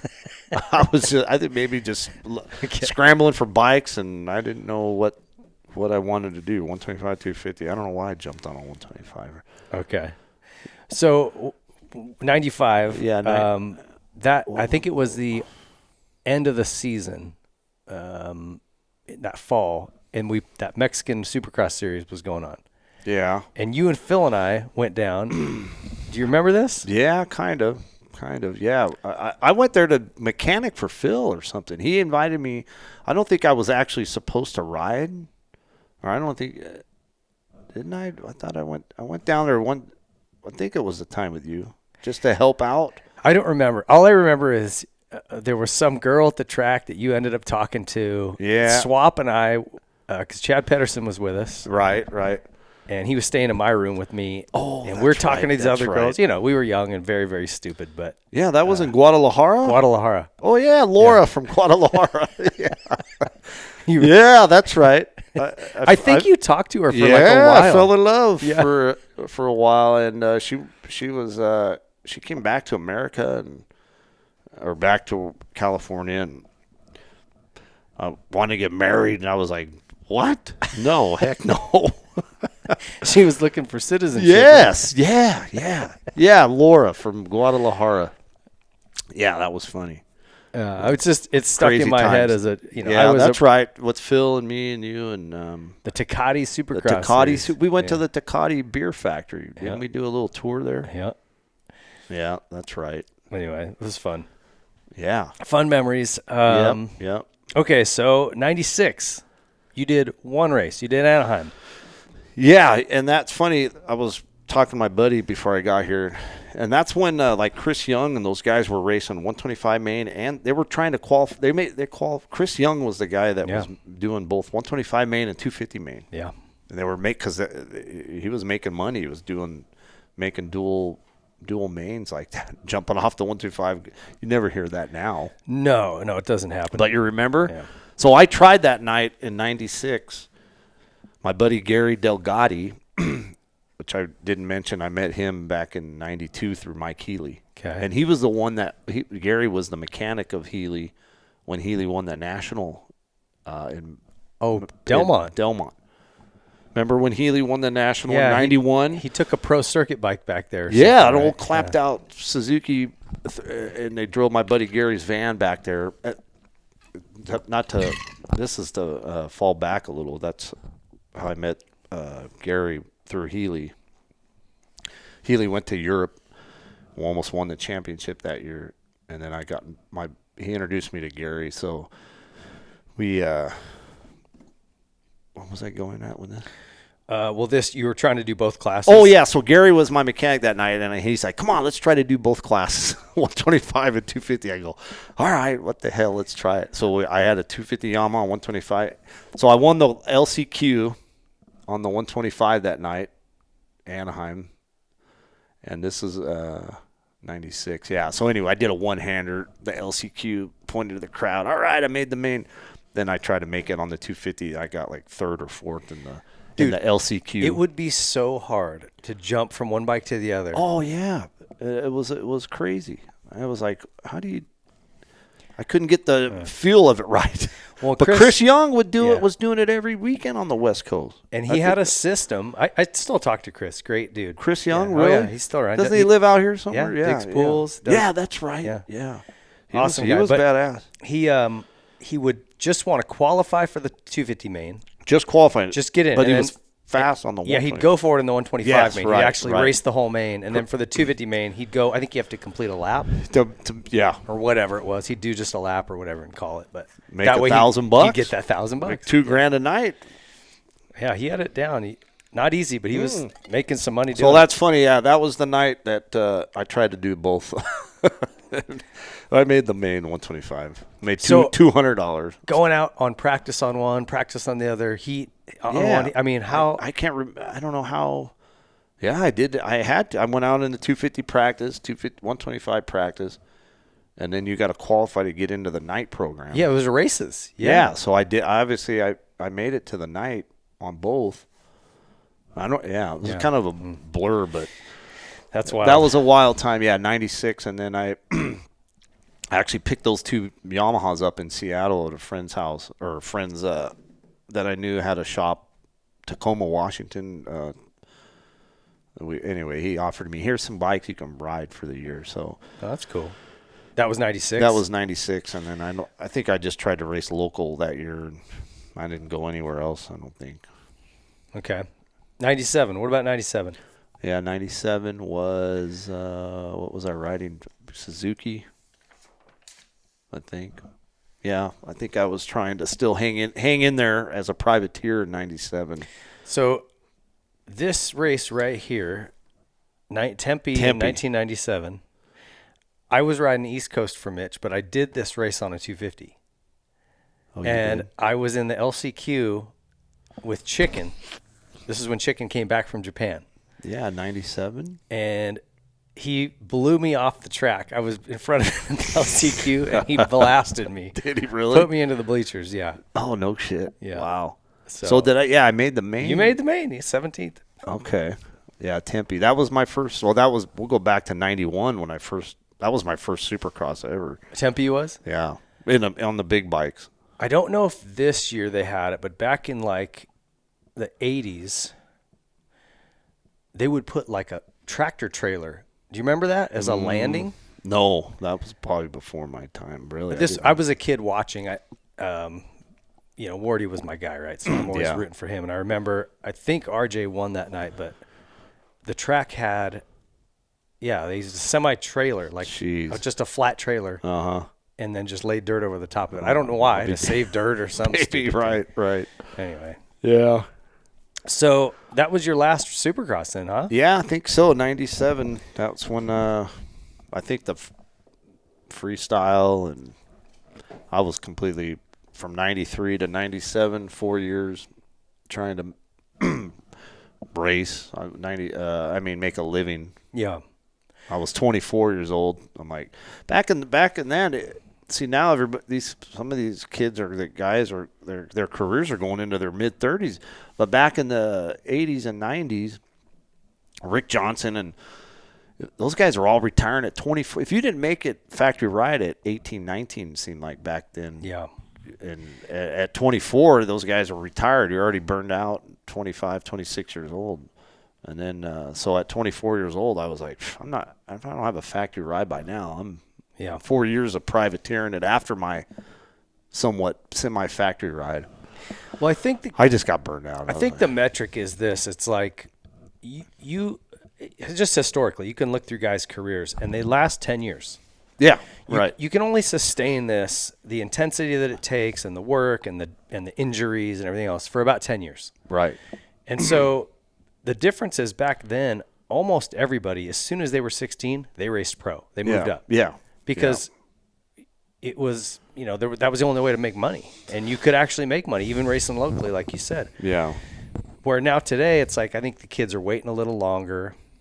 Mm-hmm. They go through this, futures program now. It's just a different world. Yeah. And so I think they're getting a little bit later. Now you got to be 18 even to be a pro. Oh, really? To do Supercross, yeah. Well, good, yeah. It's better. I think it is better. Yeah. But that means now, even if you start at 18, you got till 28, right? And yeah, right. Some of those guys go a little late, and some of them can last longer than 10 years. God, yeah, it just seemed at 24 years old, I guess at that time, I was like, geez, I feel like I'm a washed up old guy at 24. Now I'm looking back, I'm 52 going, shit. Some of these guys are just getting their factory ride at 24, 25 years old. Yeah. And they're just starting their careers. I still had another 8 more years at 24. You're still, your bones bounce back still at that age. but like in this window, 97, let's say, there wasn't a lot of B teams like there are. There's really good B teams now, Yeah, that's right. Club that's MX. Right. And Yeah, you're right. Honda and blah, blah, blah. Back then, you had Moto Triple X. Yeah. Which was, to be fair, at least at first, kind of a gimmick. You know what I mean? Like, they weren't a quality race team. You had Mitch and you had Honda of Troy. Yeah, there was no satellite teams. That was it. I think that's what I was in that era where now if I was 24 and I was kind of him-hawing in the mid-pack, I could have maybe picked up and got a little more lengthened my career as a motor guy. Maybe matured a little more in my mid-20s and then started relaxing, maybe even riding better. There was no satellite teams. It was either factory or you're freaking. And you didn't get a factory ride unless you won a title. Yeah. Like, period, Yep. It was just the way it was. I took a lot of heat for staying in the 125 class my whole career, and I'm like, I couldn't get that title, and I had no job offers, so I either just move up and pay for everything myself and go broke, or I make a living still and try to get that title. So it's different. There's options now where you can move up and have decent equipment and have a shot at it, Team Tedder. There's probably 3, 4, 5 good teams you could get on. Yeah, those kids make, if they play their cards right, you're making a couple $100,000 for 10 years. They can set themselves up. You just can't take your $20,000 and go lay it out on a new truck. Buy a new truck. I gotta need a new Chevy. It's gotta keep up with all the other buddies. Okay, so what did you do after racing? Like, when you said, all right, that's probably enough. Like, what was your next step? 97, that's it. I think that's when the Krusty Demons and I believe the videos started. The Krusty Demons of Dirt, 98, 97. The first Krusty. Well, 96. No, I think 96 the first Krusty was a 94, 95-ish. I remember. I think I had a little picture on. I was riding a Cowie. Yeah, that's true. So 98. Freestyle. The competitions. The competition, yeah. And I'm like, well, I'm 24. Let me see if I can get involved in this. And no, I didn't. That wasn't my forte. I did Steel Roots with Jeremy in 97. Some little video parts in there, and then the Krusty 4 in 98 or something like that. And then so what were you doing? Were you still trying to race locally? A little bit. And then I got a couple of part-time little jobs working at I said I got to make a little steady income. So I went and worked at a little engraving shop, making little engravings and running deliveries for a little shop a friend of mine knew in 98, 99. I was 25, 24. Okay. Just trying to say, okay, I was happy because I was not racing and I had a little check every week and I was still living at home and it was, I was just kind of done trying to make a living at riding and I had a little chicken shit job and I was happy as a, hey, I got a little steady check coming in. All right, cool. So anyway, I did that job up until 2001. Just no really riding, just play riding, nothing serious. And 2001, then I started learning. A buddy of mine showed me how to cut concrete, saw cutting. Okay.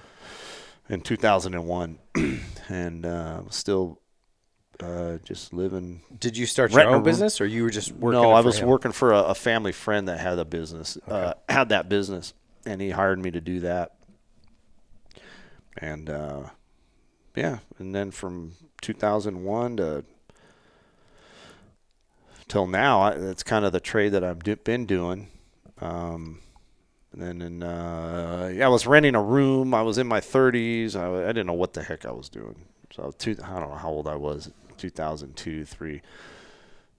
Hitting 30 years old, kind of just floating around, not getting in trouble, but just kind of having fun, living the weekend. I didn't have any kids. I was almost 30, wasn't married.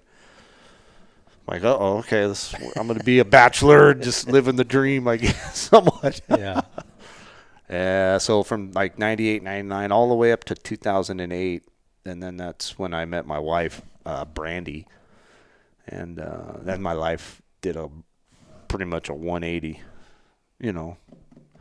I never was bad before then, but I just didn't have no direction. I had a little job, wasn't making much money. I didn't really need to. I wasn't married, didn't have kids. Then I met my wife, and she made you grow up and be a big boy. Then I'm like, uh-oh. Especially when she says, I'm pregnant. Oh, boy, okay, now I really got to make some money, and things got a lot more serious. But I met her the old school way. She was bartending at Heroes, and my buddy and I went in there and had lunch on an afternoon, and she was bartending, and we exchanged numbers, and 6 months later, we got married. 6 months later? 6 months. I was 35. I was like, she was married prior when she was 21, had a baby, and then she was 27, I believe, when I met her, and I was 34. She's 8 years younger than I am. I'm robbing the cradle. I did the same thing. Yeah. My wife's, I think, 7 years. Yeah. So I'm 34 years old, and I'm having a beer, and she's like, "Yeah, we're bullshitting. What's your number?" Okay. So anyway, we hit it off. A couple of weeks later, 2 weeks later, we went on a date, and then we kind of moved in together like after the first month or two. So we just hit it off right off the bat, and then. I said, "Hey, you want to get married?" And she said, "Yeah." Okay. I'm like, she's like, "I've already been married." I'm like, "I haven't. Let's do it." Did you really float it like, "Hey, you want to get married?" I don't. Yeah. Well, I can't. Maybe I don't know. I can't. Super romantic. Yeah, real romantic. She's already had the big when she was younger. Yeah. I was too old to have the big wedding. So we went and did the Vegas $500 at the Little White Chapel, about 10 of us, just some friends, and that was our little wedding. And that was 2008, you said? Okay. Yeah, we got married in 2008, and then 6 months later she found out we're having a baby, and my little Kaylin, which she started her first job this week. She's 16. What's she doing? She's a little hostess at Kiki's Cafe. Okay. There's a little breakfast cafe right out of my gate, right there at Bedford. It's perfect. She can actually walk there. Right where the Amazon Fresh Stater Brothers, you get off at Calhalico there. Okay, Anyway, that shopping center, they have a new little breakfast cafe. So that my little girl's 16 now, and she's driving my Tundra. She got her license. It's like, wow, where did it's weird how fast 18 years since I met my wife. And so did you have the one daughter? No, and then I got my little badass Bailey. She's like a mini-me of me, I guess. She's kind of my boy that I didn't – she's like the tomboy. Kaylin's like kind of prissy and – Girly girl, but very smart, studious. Never had to raise my voice or really reprimand her. She's just been great. Wow, rule follower. Yeah, my 13-year-old I love her to pieces. She's kind of just my little badass, But she's got a big heart. But she likes dirt bikes. Oh, yeah. Okay. So my you said they got my 13-year-old, I got her I got a cramp on my leg. Got her the little CRF 125, and so she loves dirt bikes. Kaylin's really studious. She wants to go to college. She's on her 11th grade. Bailey likes dirt bikes, so I'm like, okay, well, let's just play, ride, and have fun. Yeah. So I think I told you, but I have the same exact bikes for my daughter. Yeah, that's right. That CRF 125 is just for like beginner or for something like that. It's awesome. It's such a great bike. Yep. Electric start. It's all fuel injected. You don't have to worry about jets gumming up and all that baloney. We'll have to get him out riding again. Yeah, 'Cause we heck just trail ride and play, that's just it. for fun. Yeah, but then she, the other day she's like, I want a 2-stroke. I want a motocross bike because she's getting more like confident on her riding. I'm like, oh, just slow down. Let's just keep you on the two. There's the 230s after that, which is a little more mellower. I mean, bigger, but not a race bike. Yeah. I don't want her to get involved with that yet. They have a 300 out now too. Yeah, really? Yeah. The Honda? Mm-hmm. No. Oh, no shit. Okay. It's brand new for 26. Okay. Yeah. And then today she played soccer at the she's pretty good at soccer, AYSO, but then she got invited to do the select. They picked a couple of the kids out of the local AYSO. So she played today a couple of scrimmage games. And I guess they won. So I'm trying to keep her in the soccer. She seems like she likes it. Soccer's great, man. My girls both play. Yeah, remember you were saying that. They're pretty, yeah. Well, you're into the club and all the. Yeah, my youngest is going to go play for college. So no shit. That's awesome. But it's been, I probably like you. I mean, I played when I was little, and then I didn't ever watch soccer. I didn't care about it. No, I don't either. But watching them, like, I've learned to love the game. Yeah, yeah. Yeah, I think it's good for them. I mean, I feel Yeah. bad. My 16-year-old kind of didn't really. She just wanted to kind of go to school, and before you know it, she's like, I want a car. Well, you can't have a dirt bike and a car. I want to make money. Okay, all right. So she's kind of going that path, maybe with school and be responsible. Yeah, and then my 13-year-old see what happens. But she's a great kid. She's just more into sports and dirt bikes. Well, dude, anything BMX that gets you guys out doing stuff together. Yeah, I mean, well, yeah, that's what I found. Like, I love taking them surfing. Yeah. Water skiing, snow skiing, because it's just us. Yeah. And they can't get on their phone, and I get to actually hang out with them. Yeah. Yeah. I think we're going to Ocotillo. Well, we are going to Ocotillo Wells next week for New Year's. So that's should be cool. Yeah. Should be pretty cool. That's rad. What do you guys do for fun? What's well, shoot, we went to Hawaii last year for the first time. What island? The big island, okay. Kona. Yeah. Well, we went with her dad and my wife's dad and his wife, and he offered to help out with the finances a little because Hawaii is very expensive. Yeah.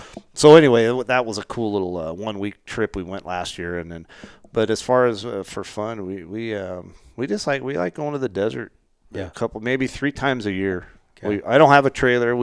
I'm having one delivered New Year's. Well, they'll deliver the trailer. Oh, really? It's called Love to Camp. And they'll meet you at somewhat close to where you go camping. Yeah, it's like pretty cool. Yeah, they'll pull a trailer out there for you. And I just show up with my bikes and coolers of food. And excuse me. And I got a couple other buddies, Dan and Sarah and Clint, and some good friends of ours that Michelle, Dan's wife, that they got all razors, and they've become real close. So pretty soon, with age comes a cage. Mm-hmm. So I might be getting a razor life. Life, not yet. I'm still out there on the dirt bike, kicking ass on that thing when trying to when they're in their razors. But they think I'm kicking ass because you're impressing. I'm impressed. They're in the razors, and I'm like, hey, burp, burp. That's so awesome, yeah, man. Camping is kind of our little fun thing. I've never been boat river. Yeah, I love the river, but you got families that do the boating and the off-roading if they can afford both. But ours is dirt bikes and camping. Yeah, yeah. The boating thing is that's a whole nother ball game. Yeah. Or people go snow skiing or up to the mountains. I don't know shit about skiing. I don't know shit about boating. I know dirt bikes and camping. There you go. So do what you know. That's what we do. Yeah. That's awesome, man. Well, I appreciate you coming on, dude. I know I kind of probably caught you out of the blue on this. Yeah, but, I'm like, wow, I thought nobody would ever remember my name, but I guess Pingree did a little bit. Hey, we'll reach out. I said, oh, cool, man. That's awesome. Appreciate it. Yeah. Hey, you know what? Like, we have guys on all the time who Justin Buckaloo comes on. He was just I remember that. He was a little younger than I was. I think, what is he, in his 40s? He's younger than me. He was a fast 80 rider, right? Yeah, I mean, he was really going to be the next hot thing, and he won a race. Yeah. Won 125 or Supercross, but then arm pump, and injuries. And actually, he got signed with Mitch. Oh, he did? But never even got to race because he got hurt. Oh, shit. Yeah. So and his career didn't go the way he wanted, obviously. Yeah. But he's got his life dialed. He's got kids. Yeah. He's so happy. And it's like, I love hearing those stories. Like, same with you, man. Yeah. You know? Yeah, on motocross, it got me almost to the big level, but, you know, I got to travel the world for free. Yeah. I mean, you did too. So that was pretty cool. And yeah, I made it. From a kid in Orange County, most of the dirt bike riders grew up out in the desert or I grew up in the middle of, right by Disneyland. Yeah. So I couldn't walk out my door after school and go riding. McGrath grew up out here in Marietta, or Phil Lawrence grew up in the boondocks. Yeah. You know, Phil was a big guy, big name.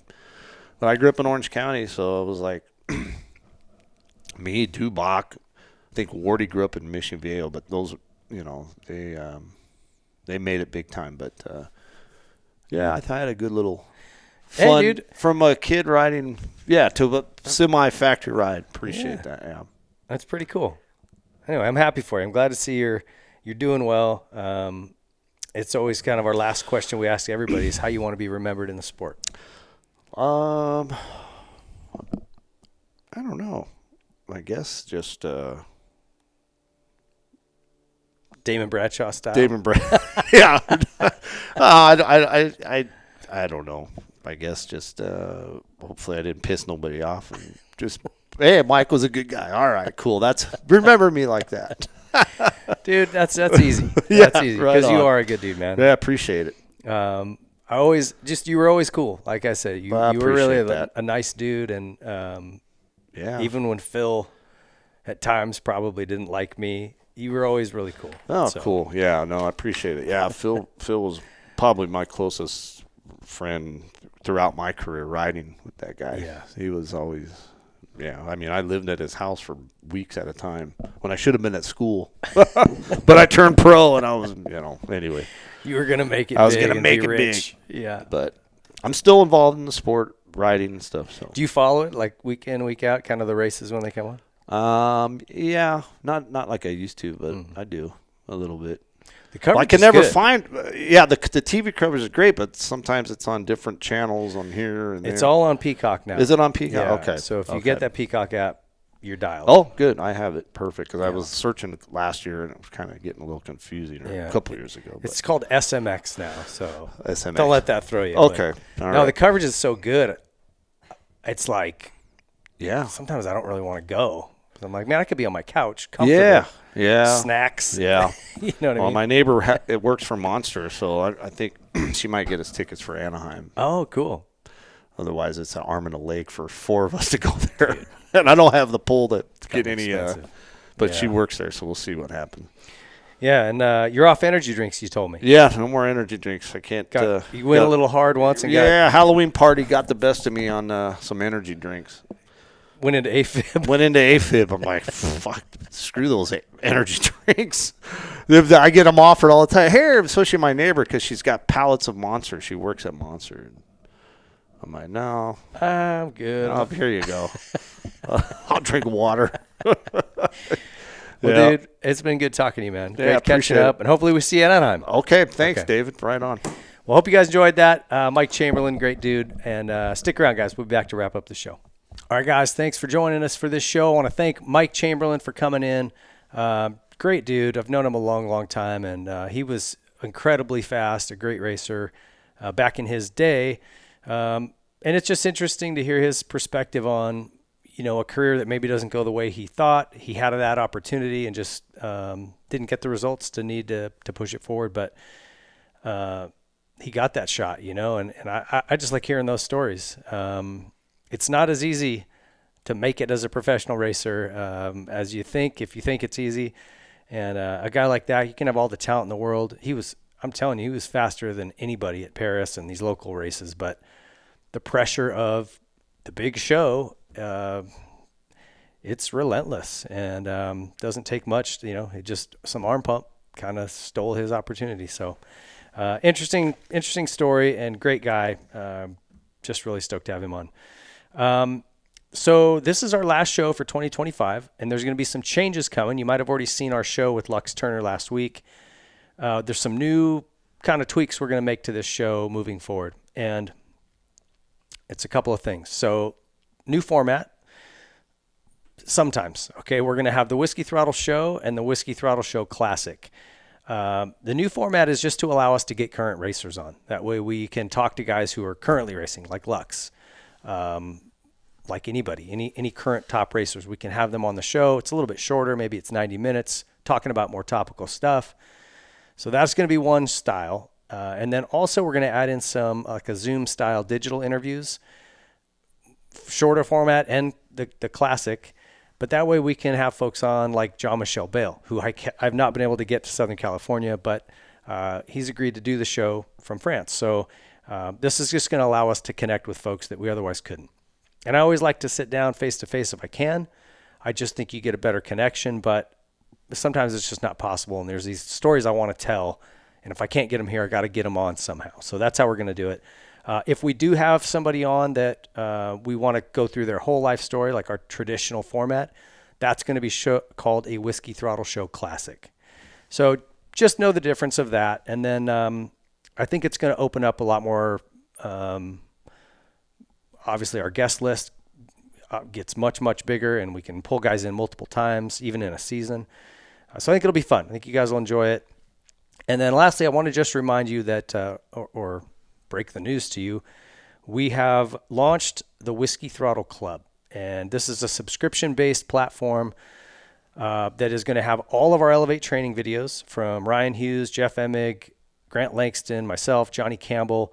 It's got a sports psychologist, trainers, mechanics. Bones does a whole segment on suspension setup and chassis setup. Tons of information there. That's all going to be included, as well as Code Red, Hang Time. I'm bringing back my written column, Electronic Ping. There's going to be a ton of just entertainment stuff in there that is a little bit too spicy for our regular channel, so we're just going to let it live in there. And also a ton of community things. We have a pro shop with so many discount codes. If you use even half of them, you're going to save the money and then some that you spent for your subscriptions. $5 a month. So very, very affordable.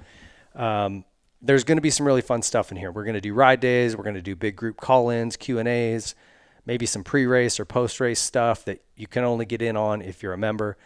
So check it out, whiskeythrottleclub.com, and we've got a whole merch line that's going to go along with this. I'm really excited for it. I think it's going to be cool, and just a way for us to build our community of followers and people that are going along for the ride on this stuff we're doing. So lots of stuff coming. Really excited about 2026. Hope you guys have an awesome New Year's, and let's get after it.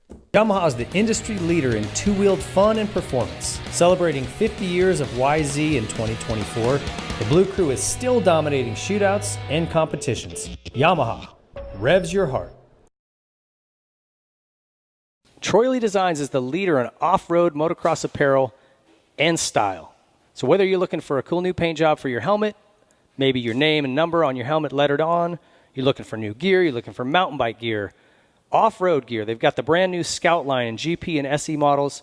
Troy Lee Designs has it all. They've been leading this industry for decades, and they're going to continue to do it.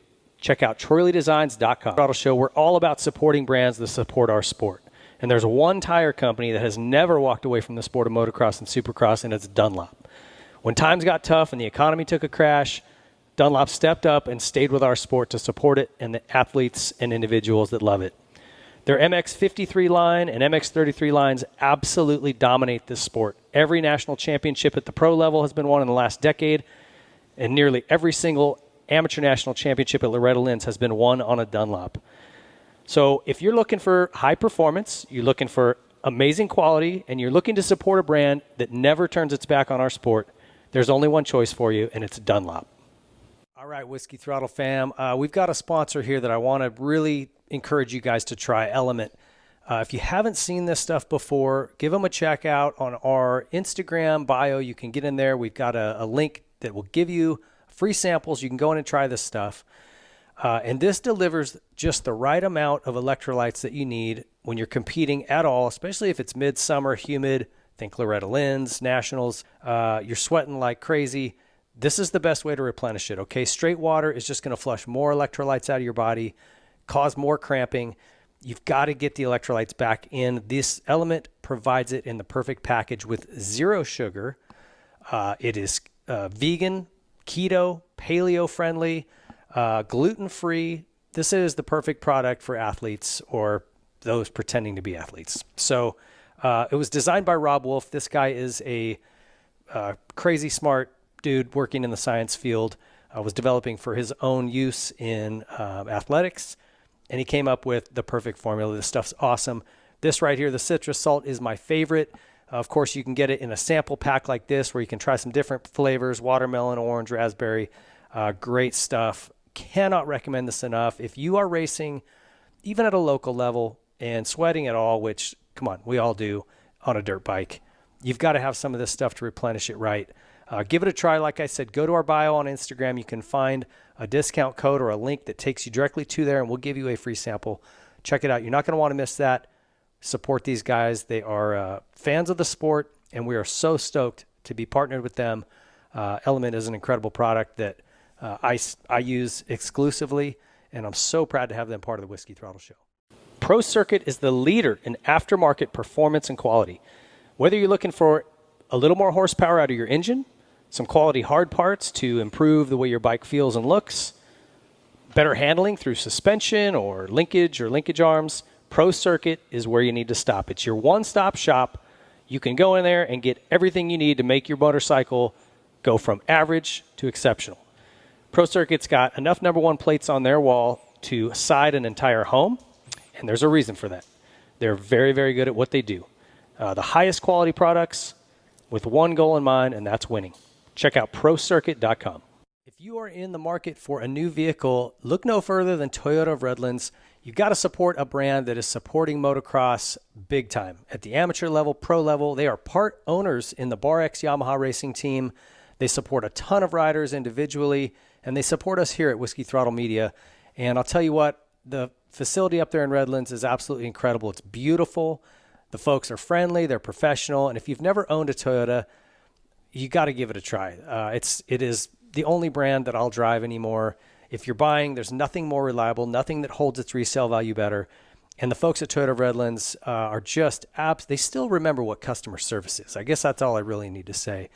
Incredibly friendly, professional, and just talented staff up there. We're stoked to have them a part of the show. If you see the Whiskey Throttle truck around here, the Toyota of Redlands Tundra, give us a wave and a honk. But man, just so stoked to have these guys on board. Like I said, anybody like that that's getting involved and supporting the sport, we just want to push as many people as we can to them because those folks are rare, and especially when they have an incredible product and provide an incredible service. So get up to Toyota of Redlands, California. If you're anywhere in southern United States, southwest United States, it's worth the drive. Get over there, check those guys out. Tell them the Whiskey Throttle Crew sent you. On-switch device, something that was much needed in this sport. They've been innovating and bringing new products to market. Their latest is the new Nihilo Run Cool brake pistons. They're designed to be stronger than stock and provide exceptional cooling performance with less brake drag. Most OEM calipers pistons are made from aluminum that just can't hold up to the heat and extreme demands of serious racing. When they get hot, the aluminum will distort, causing loss of hydraulic pressure and brake failure. Nihilo's Run Cool pistons limit the area that boiling hot hydraulic fluid is able to come in contact with the piston, leaving 2/3 of the piston volume in open air with breather holes to enhance the cooling ability. It's made of a proprietary stainless blend, which is better at dissipating heat. You have issues with brake fade or brake failure, check out Nihilo Concepts among their many amazing hard parts and carbon fiber parts and titanium. NihiloConcepts.com. Seat Concepts is the leader in motorcycle saddles. If you're looking for a new cover or a new seat entirely, Seat Concepts is the place to go. They make custom seat foams catered to your height, weight, riding ability, riding type. They also have waterproof covers and foams that will not break down if you ride in a lot of inclement weather. And they pride themselves on being much more comfortable than OEM or any other aftermarket company. If you're looking for a new seat or a new cover, Seat Concepts, there's nothing better.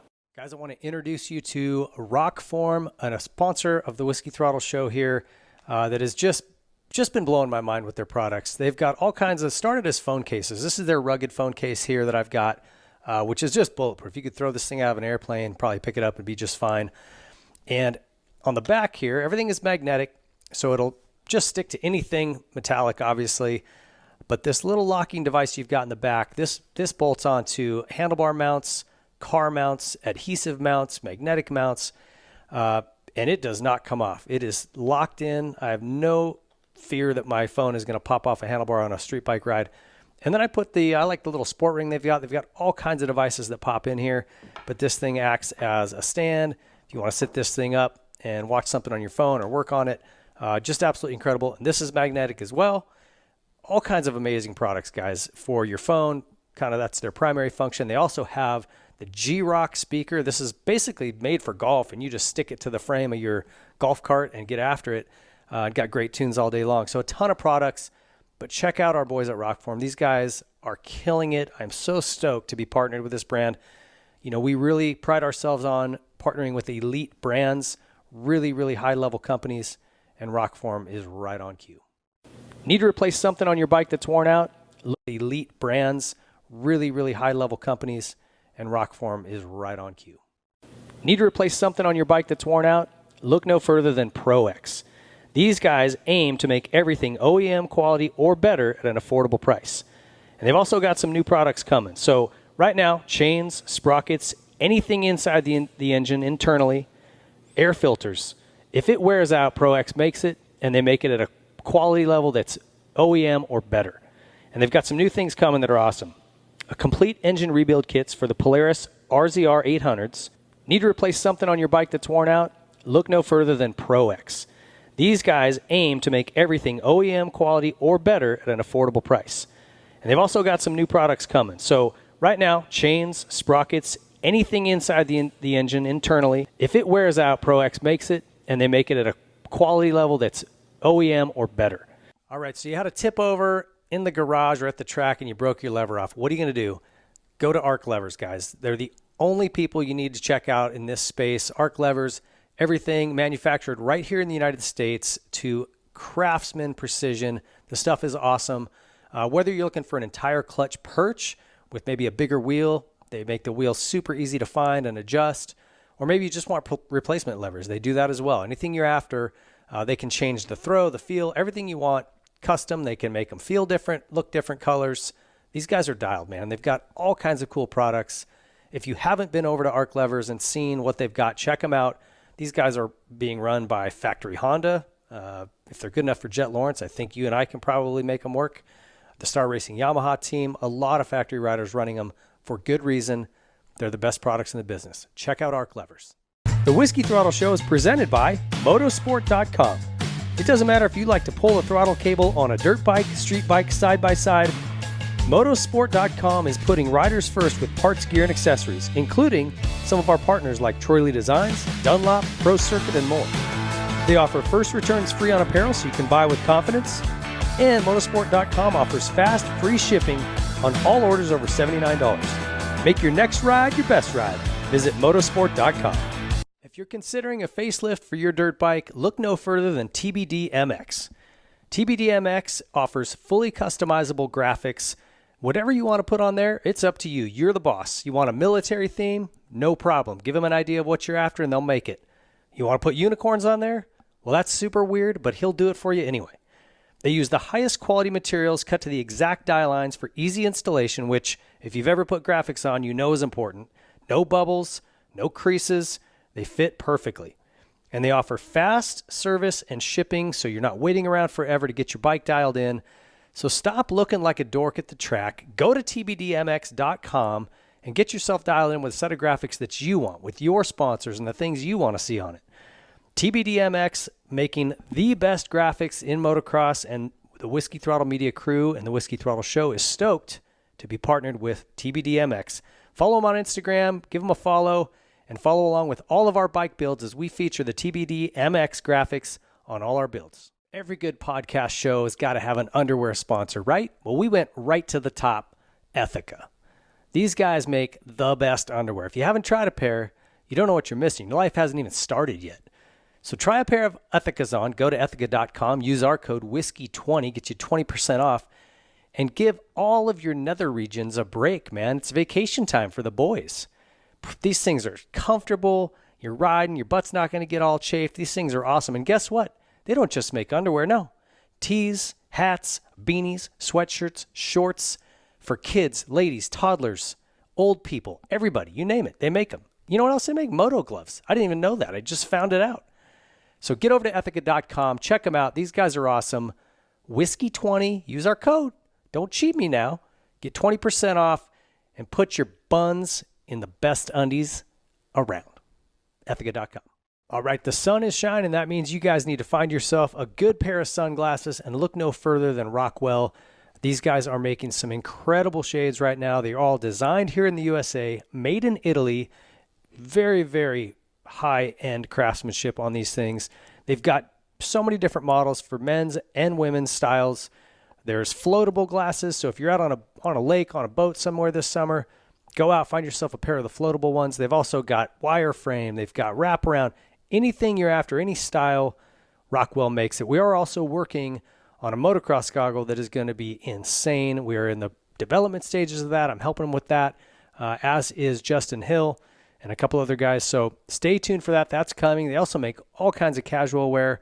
Rockwell is getting it done in all kinds of markets. But the sunglasses, whoo, these things are next level. Check them out, rockwell.com. The inspiration for Element, interestingly, was from working with my coaches. I sat down with those guys. I'm like, hey, here's what I'm doing. What should I do? And they looked at everything and they were like, you need more electrolytes, specifically sodium. And like most people do when they have a coach, I ignored what their advice was. You're kind of like, well, I salt my food, I'm probably good. And it took me at least a year to finally listen to these guys and do what they asked me to do. And it was just a switch flip. It was just so obvious that this was the critical missing piece to the story. And it's ironic that this salt piece was like the linchpin, the keystone to making all the rest of that work.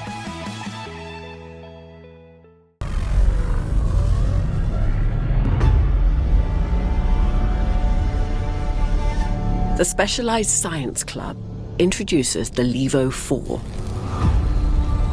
An electric mountain bike so advanced, it borders on sorcery. Together, you and the Levo 4 become a harmonious hybrid of organic and synthetic. It's a rider-enhancing machine that transforms you into a cycling cyborg. 720 watts of power and 111 Newton meters of torque, amplifying your mortal muscles, allowing you to bend space and time to your will. All channeled through futuristic suspension, with honed geometry, granting super control while traversing extreme terrain at hyper speed. With supernatural power delivery, you'll have super traction to conquer climbs where others spin out.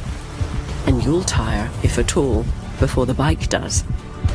Thanks to the Levo 4's super range. Thanks for checking out the Whiskey Throttle Show. If you guys liked it, be sure to like and subscribe so you get notified anytime we have a new show go up. You can also go over to whiskeythrottlemedia.com and check out all of the content, new bike builds, new bike introductions. We've got all kinds of features in the moto and off-road space, as well as all of the current Whiskey Throttle shows listed there. You can find our YouTube channel to get a complete list by season of all the shows we've done, well over 100 at this point. And also follow us on Instagram, follow us on TikTok, like, subscribe, comment, all that junk. We'll see you guys.